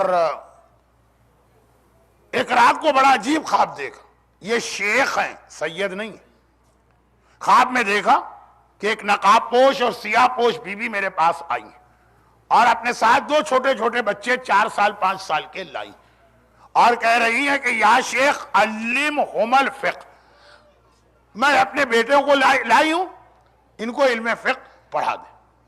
میں نے گھبرایا کہ پوچھا آپ کون ہیں؟ کہا میں رسول کی بیٹی فاطمہ زہرا ہوں، یہ دونوں میرے بیٹے ہیں، اور آنکھ کھل گئی، آنکھ کھل گئی۔ پوری رات سر پکڑ کے بیٹھے رہے۔ شہزادی میرے خواب میں آئے، پورے حجاب و برقع و نقاب، کیونکہ یہ شیخ ہیں سید نے، اور یہ کہیں میرے بیٹوں کو پڑھاؤ۔ میں اتنا بڑا کہاں سے ہو گیا؟ ایسا لگ رہا ہے، یہیں سے تقریر شروع ہوئی تھی، یہیں پہ ختم ہو رہی، ایسا لگ رہا ہے کہ کل یا اسی ویک میں کسی دن میں نے ان انٹینشنلی لیکن ایروگنس کا کوئی جملہ کہہ دیا تھا۔ یہ کہہ دیا ہوگا میں بہت بڑا عالم، یہ کہہ دیا ہوگا میں بہت بڑا مجتہد، اور وہ جملہ معصوم کو پسند نہ آیا تو مجھے یہ میسج دیا کہ اچھا اتنے بڑے ہو گئے ہو تو اولاد فاطمہ کو پڑھاؤ۔ عالم کی ذمہ داری بہت بڑی، جتنا بڑا عالم ہے اتنا ہی کہتا ہے کہ میں طالب علم ہوں۔ جو اس طرح کے دعوے کہ بہت بڑے، ہم سے بڑا کسی کا علم نہیں ہے۔ جب کرسچن پریسٹ نے سیریا میں 5ویں امام سے پوچھا تھا کہ آپ عالم ہیں کہ جاہل، اس کو نہیں پتا یہ کون، تو امام نے یہ نہیں کہا نا عالم، تھوڑا سا ایروگنس کا جملہ تھا نا، امام نے کہا لستو بے جاہل، میں جاہل نہیں ہوں۔ اتنی احتیاط کرنا پڑتی ہے پروٹوکول میں بہت بڑا نمازی ہوں، میں بہت ریگولر خمس دینے والا ہوں، کبھی اس میں بھی ایروگنس آ جاتا جہاں سے مجلس شروع ہوئی۔ شیخ سمجھے کہ ضرور میں نے کوئی ایسی غلط بات اپنی زبان پہ جاری کی، پوری رات روتے رہے۔ صبح کو حوزہ علمیہ میں تو جانا، ساری دنیا سے اسٹوڈنٹ میرے پاس پڑھنے آئے، میں ان کا تو ایک دن ویسٹ نہیں کر سکتا، وہاں جا کے بیٹھے۔ آج ان کا دل نہیں لگ رہا ہے۔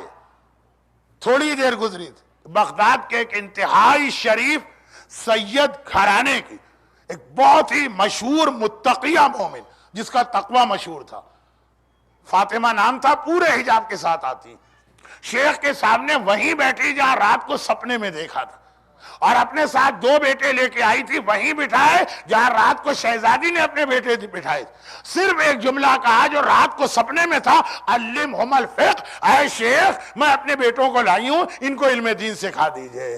اب شیخ کی سمجھ میں آیا کہ شہزادی مجھے تنبیہ نہیں کر رہی تھی، کوئی وارننگ نہیں دے رہی تھی، ایک بشارت دے رہی تھی کہ کل جو 2 اسٹوڈنٹ آئیں گے انہیں فاطمہ کا بیٹا سمجھنا۔ اتنی محنت سے پڑھایا کہ ایک سید مرتضیٰ بنے جو آج بھی کاظمین کے روضے کے باہر ان کا بہت ہی شاندار روضہ ہے، اور ایک سید رضی بنے، ان کا روضہ بھی بھائی کے روضے کے برابر ہے، اور ابھی بھی عرب عورتیں ان کی قبر کی مٹی جو شرن جتنی جائز ہے اپنے بچوں کو چٹاتی ہیں تاکہ وہ مجتہد بنے۔ یہ 2 بھائی، اس طرح شیخ نے ان کو پڑھایا۔ شیخ کے لیے صرف 2 جملے کہہ دوں تو واقعہ سمجھ میں آئے گا۔ پہلا یہ اونلی شیعہ عالم ہیں جن کو غیبت میں امام نے خط لکھ کے بھیجوائے۔ زبانی باتیں تو بہت سے لوگوں سے کی ہیں، باقاعدہ امام کی تحریر آئی ہے اور تحریر شروع ہوئی ہے، ٹو مائی ریسپیکٹفل برادر، امام لکھ رہے ہیں ایوہ الاخ الکریم۔ پورا خط تو پڑھنے کا ٹائم نہیں ہے، لیکن اسٹیٹس کتنا ہائی۔ اور ان کے انتقال پر ساری دنیا امام کا مرثیہ کہتی ہے، ان کے انتقال پر امام زمانہ نے ان کا مرثیہ کہا جو آج بھی ان کی قبر پہ موجود۔ کاظمین میں ہے ان کی قبر، 7ویں امام کے روضے کے بالکل اسی اندر، پریمیسز کے اندر، زری کے سامنے امام زمانہ نے مرثیہ کہا۔ شہزادی نے 2 ایسے اسٹوڈنٹ ان کے پاس بھجوائی یا خود لے کے آئیں۔ یہ شیخ بہت بڑے عالم اپنے زمانے کے، مرجے تو کیا مراجے کے بھی استاد۔ ایک ٹائم ہے جب اسٹوڈنٹس کو پڑھاتے ہیں، پھر ایک ٹائم ہے جب لوگوں کے سوال کا ڈیلی ایک اسکیجول ہے ان کا۔ اب مرجے کے پاس تو لوگ کتنے سوال کرتے ہیں، ایک سوال ادھر سے ادھر سے ادھر سے ادھر سے، کوئی جلدی کرتا ہے، کوئی کیوں کو توڑتا ہے۔ شیخ ایک دن بغداد کی مسجد میں بیٹھے ہیں، میرے آخری جملے، اسپیشلی لیڈیز سیٹسفائی ہو جائیں، تھوڑے سے جملے رہ گئے۔ ذرا گھبرا بھی رہی ہوں گی، اتنا میک اپ کر کے آئی ہوں گی، اور ایسے کپڑے پہنے ہوں گے، اور ایسی جیولری ہوگی، سب نے دیکھ بھی لی ہوگی۔ اب وہ وزن برداشت نہیں ہو رہا ہوگا، آخری جملے، لیکن بہت اہم شیخ بیٹھے۔ ویسے ایک سسٹم ہے شیخ کے یہاں کہ 1 by 1 سوال کرو۔ ایک آدمی دوڑا آیا ہے اور اس نے پورے مجمع کو ہٹا دیا، سیدھا شیخ کے پاس گیا، یا شیخ ایمرجنسی ہے، بہت ہی ایمرجنسی ہے، مسئلہ مجھے پہلے بتا دی۔ اب شیخ تو لوگوں کو جواب دے رہے ہیں، زیادہ اٹینشن ادھر۔ ہم مرجے کو بہت بڑا مانتے ہیں، لیکن مرجے اور امام میں تو فرق ہوتا ہے۔ آپ کو 3 مسئلے آغا سیستانی سے پوچھنا ہے، فرض کیجئے ایگزامپل، یا آغا خامنائی سے پوچھنا، یا آغا وحید خراسانی سے پوچھنا۔ آپ نے ان کو لیٹر بھجوایا، 2 مسئلے لکھے، تیسرا لکھنا ہی بھول گئے۔ خط جائے گا، وہاں سے جواب آئے گا، جو 2 آپ نے لکھے اس کا جواب آئے گا۔ لیکن جب 11ویں امام کو ایک راوی نے 3 مسئلے پوچھوائے تھے، پہلا مسئلہ یہ کہ مولا آپ کا بیٹا جب ظاہر ہوگا تو کس طرح حکومت کرے گا، اور اس کا آفس کہاں پہ ہوگا، اور میری بیٹی کو بخار آتا، اس کا کوئی تعویذ بتائیے۔ لیکن 2 مسئلے لکھے، بخار والا مسئلہ لکھنا بھول گیا اور خط بھجوا دی۔ جب جواب آیا، اس نے خط کھولا، لکھا تھا نمبر 1 امام زمانہ حضرت داؤد کی طرح حکومت کریں گے، داؤد وداؤٹ وٹنس فیصلے کرتے تھے، ڈیوائن نالج تھی ان کی۔ نمبر 2 امام زمانہ کا آفس مسجد سہلہ میں ہوگا۔ نمبر 3 تو یہ پوچھنا بھول گیا، تیرے دل میں تھا، خط میں نہیں لکھا تھا کہ بچی کے بخار کا تعویذ کیا ہے، یا نارو کونی بردن وسلامن علی ابراہیم لکھ کر اپنی بچی کے گلے میں لٹکا، تو مرجے سے جتنا پوچھیں گے اتنا جواب ملے گا۔ امام سے جو آپ کے دل میں بھی خیال موجود ہے، لکھنا بھی بھول جائیں گے، امام اس کا بھی جواب دیں گے۔ یہ فرق ہے مرجی اور امام میں، فرق بہت سارے ہیں، ون آف دا فرق۔ اور ایک دوسرا یہ، امام کتنے ہی بیزی ہوں، 50 آدمی سوال کر رہے ہیں اور امام کی اٹینشن سب کی جانب ہوگی.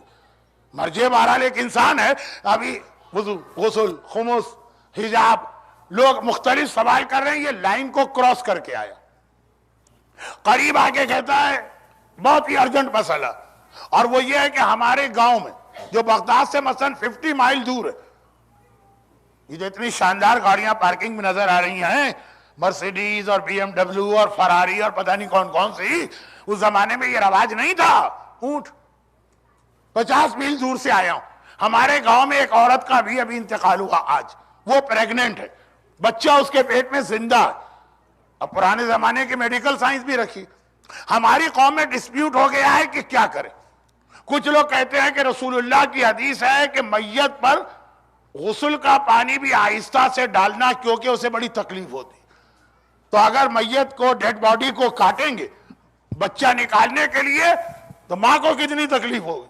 روایت ہے کہ غسل میت میں پانی بہت آہستہ ڈالنا، جب روح نکلتی ہے تو میت کی ہر رگ ٹوٹ جاتی ہے، وہ بہت ہی زیادہ اس وقت انجری سے بھرا ہوا ہے.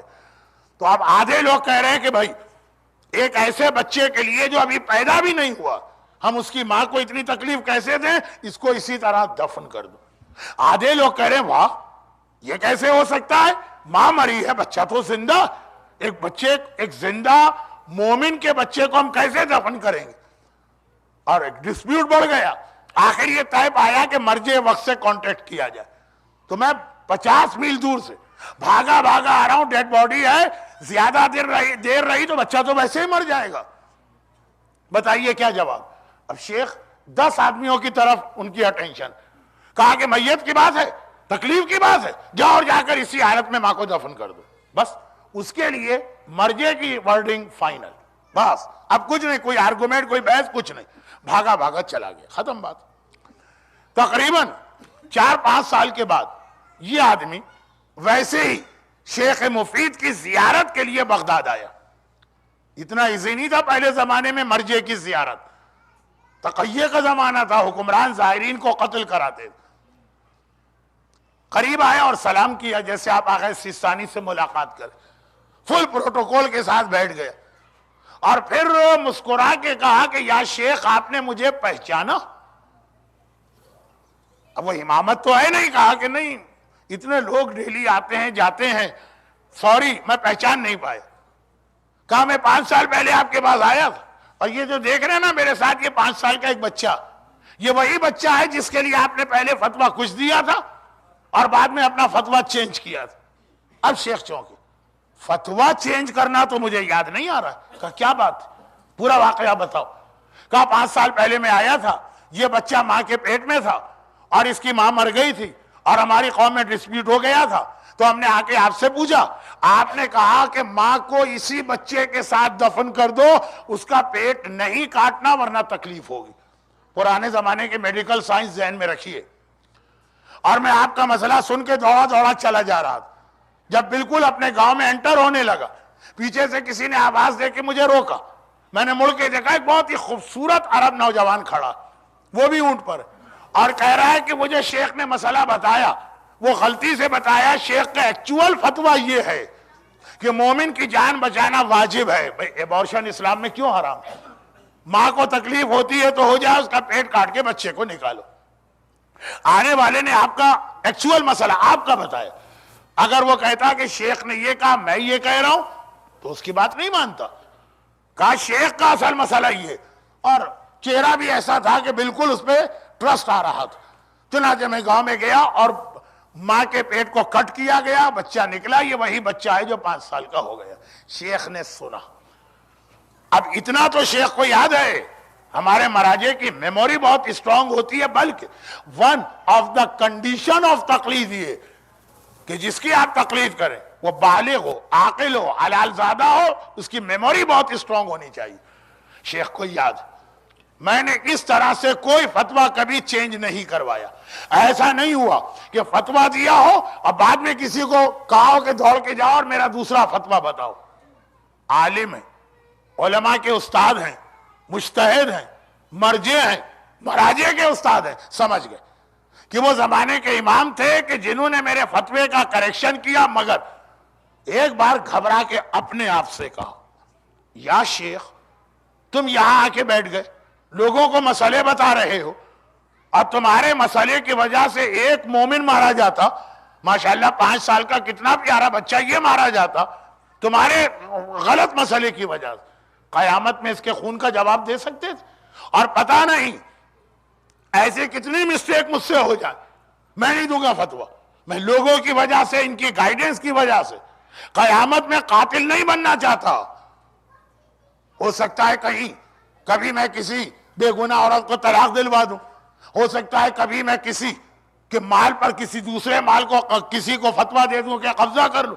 اتنے گناہ، اپنے اعمال تو اٹھائے نہیں جاتے، ساری قوم کے فتویٰ دینا بند کر دیا۔ انڈیا اور پاکستان ہوتا تو نارملی عید کا سیلیبریشن ہوتا، مبارک ہو مرجعیت سے جان چھوٹ گئی، مبارک ہو اب کوئی فتویٰ نہیں آئے گا، مبارک ہو جو دل چاہے عمل کرو۔ لیکن جیسے جعفریہ کے ہال میں مومنین بیٹھے، اس ٹائپ کا اس وقت ایک جرنل ماحول تھا پوری شیعہ دنیا کے اندر۔ ایک مرتبہ لوگ رونے لگے، اب کون ہمیں مسئلے بتائے گا، اب ہم کیسے اپنے اعمال کو کریکٹ کریں گے، اب ہم قبر و قیامت میں نامہ اعمال میں کیا لے کے جائیں گے۔ لوگ رو رہے ہیں، غم کر رہے ہیں، لیکن شیخ کہتے ہیں تمہاری وجہ سے میں اپنے آپ کو قیامت میں آگ میں نہیں جلانا چاہتا ہوں۔ 40 دن گزر گئے، شیخ نے فتویٰ نہیں دیا، اور آنسوؤں سے لوگ رو رہے ہیں۔ لیکن تمام شیعوں کا طریقہ کہ شب جمعہ، وہ نہ ہو تو نوچندی شب جمعہ، وہ نہ ہو تو سال میں ایک مرتبہ نجف و کربلا کی زیارت کے لیے تو جاتے ہیں، فتویٰ دینا بند کیا، زیارت کے لیے تو جائیں گے۔ 40 دن کے بعد شیخ مفید بغداد سے کربلا چلے زیارت کے لیے۔ اب آج ہارڈلی اگر یہ سیکیورٹی چیک پوائنٹ ہٹا دیں تو 1 گھنٹے کی ڈرائیو ہے۔ اب وہ پرانا زمانہ ہے، 80 میل اور اونٹوں کا سفر 1 دن لگ جاتا۔ پیغمبر کی ایک حدیث ہے جس کو آج آپ خالی سن لیجئے گا، اس کی میننگ اور انٹرپریٹیشن۔ 3 آدمیوں پہ اللہ کی رحمت نہیں ہوتی۔ نمبر 1 جو گھر میں اکیلا سوتا، نمبر 2 جو دسترخوان پہ اکیلا کھانا کھاتا، اور نمبر 3 یہ ہے کہ جو اکیلا ٹریولنگ کرتا ہے۔ تو اب یہ بہت زیادہ ہائیلی ریکمینڈڈ ہے کہ ساتھی کے ساتھ چلو۔ چنانچہ شیخ جا رہے ہیں، دیکھا کربلا کے راستے پہ ایک اور نوجوان بھی جا رہا، بہت ہی خوبصورت، بہت ہی اس کی گریسفل پرسنالٹی۔ چنانچہ شیخ نے اس کا ساتھ لیا، دونوں چلے۔ اب جو باتیں کی تو شیخ نے دیکھا کہ بالکل اننون آدمی جس کو میں نے زندگی میں نہیں دیکھا، نالج اتنی کہ میں تمام مراجع کا استاد، اس کے سامنے مجھے لگ رہا میں جاہل مطلق ہوں، مجھے کچھ نہیں آتا۔ اب چونکہ ہمارے علماء ایروگنس نہیں ہوتا، غرور نہیں ہوتا، اگر اپنے سے بڑا عالم نظر آ جائے تو مانتے بھی ہیں۔ کئی مراجع آپ کو ملیں گے جنہوں نے تقلید کرتے کرتے اپنی تقلید اسٹاپ کرا دی، اب مجھ سے بڑا عالم وہ ہے چنانچہ اس کی تقلید واجب ہے۔ ہمارے مراجع کا کیریکٹر کتنا پیور اور کرسٹل کلیئر ہے یہ تو ہمیں پتہ ہی نہیں۔ تو شیخ مفید نے دیکھا مجھ سے بڑا علم ہے، شیخ کو کوئی ایمبیرسمنٹ یا شرم فیل نہیں ہوئی۔ اب شیخ اس سے مسئلے پوچھ رہے ہیں جس شیخ مفید سے دنیا کے مسئلے پوچھتے تھے۔ پورا راستہ شیخ نے اس کی نالج سے استفادہ کیا، یہاں تک کہ کربلا میں دور سے آقا حسین کے روضے کا گنبد نظر آنے لگا۔ That means Karbala start.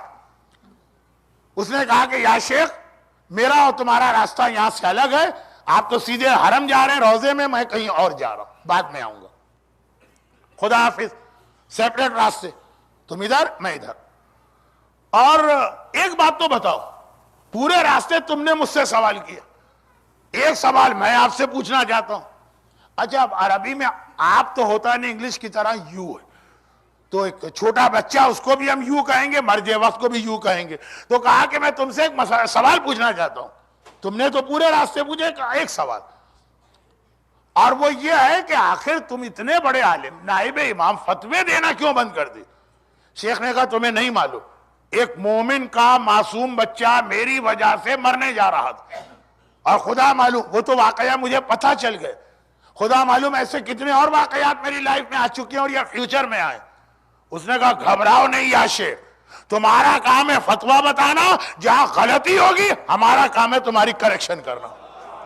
یہ جملہ شیخ سے کوئی کہے جو اتنے بڑے عالم، مثلا کوئی آغا سیستانی سے کہے کہ میں آپ کی غلطیاں ٹھیک کروں گا۔ اچھا آج کل بہت سے ینگسٹر کہتے ہیں، بہت ینگسٹر کہتے ہیں آغا سیستانی سے، میں مثال دے دوں چاند کے مسئلے پر، آغا یہ فتویٰ جو ہے نا یہ کہتی ہے اور سائنٹیفک کیلکولیشن یہ اور فلاں یہ ہے، باقی سارے وضو غسل کے مسئلے بتائیے، اس میں ہم آپ کو گائیڈ کریں گے اور کریکشن کرائیں گے۔ تو خیر اگر آغا سیستانی سے کوئی آدمی اتنے سوبر طریقے سے کہے تو آغا سیستانی بھی حیران ہو کے دیکھیں گے اور سمجھ جائیں گے کون۔ شیخ نے چونک کے سر اٹھایا، مجھ سے کوئی کہہ رہا، بلکہ جملہ یہ تھا کہ تم غلطی کرو، کریکشن ہمارا کام ہے، جیسے اس مسئلے کو بھی ہم نے آ کے کریکٹ کیا تھا۔ شیخ سمجھ گئے کون ہے۔ اب جو ایک مرتبہ دیکھنا چاہا، ابھی تک تو اسے ایک نارمل عالم سمجھ کے دیکھ رہے تھے، اب پتا چلا کہ اب جو دیکھنا چاہا کوئی نظر نہیں آ رہا، دور دور تک۔ ہاں کربلا ڈیزرٹ ہے، بلڈنگیں نہیں ہیں، پہاڑ نہیں ہے، دور دور تک کھلا۔ اگر وہ فارمولا 1 یا فراری میں بھی بیٹھ کے کوئی آدمی جائے تب بھی ایٹ لیسٹ نظر آتا ہے کہ وہاں جا رہا ہے۔ سمجھ گئے کہ اس طرح سے ایک سیکنڈ میں آنکھوں کے سامنے سے غائب ہو جانا صرف امام غائب صاحب العصر والزمان کی خصوصیت۔ ہمارا ولی، ہمارا وارث، ہمارا آقا، ہمارا سرپرست، ہمارا مولا، ہمارا سیویئر، ہمارا پروٹیکٹر ہمیں اسی طرح سے شیطان کے حوالے کر کے نہیں گیا، مرجعیت کا انسٹیٹیوشن بنا کے گیا ہے۔ غیبت جتنی لمبی بھی ہو، جب تک کہ آپ اس انسٹیٹیوشن سے اپنے آپ کو پکڑ کے رکھیں گے، غیبت میں بھی ہدایت ملتی رہے گی۔ خدا بندہ لیکن غیبت بہت لمبی ہو گئی، خدا بندہ صبر نہیں ہوتا اگر کہ تیرا حکم ہے صبر کرو۔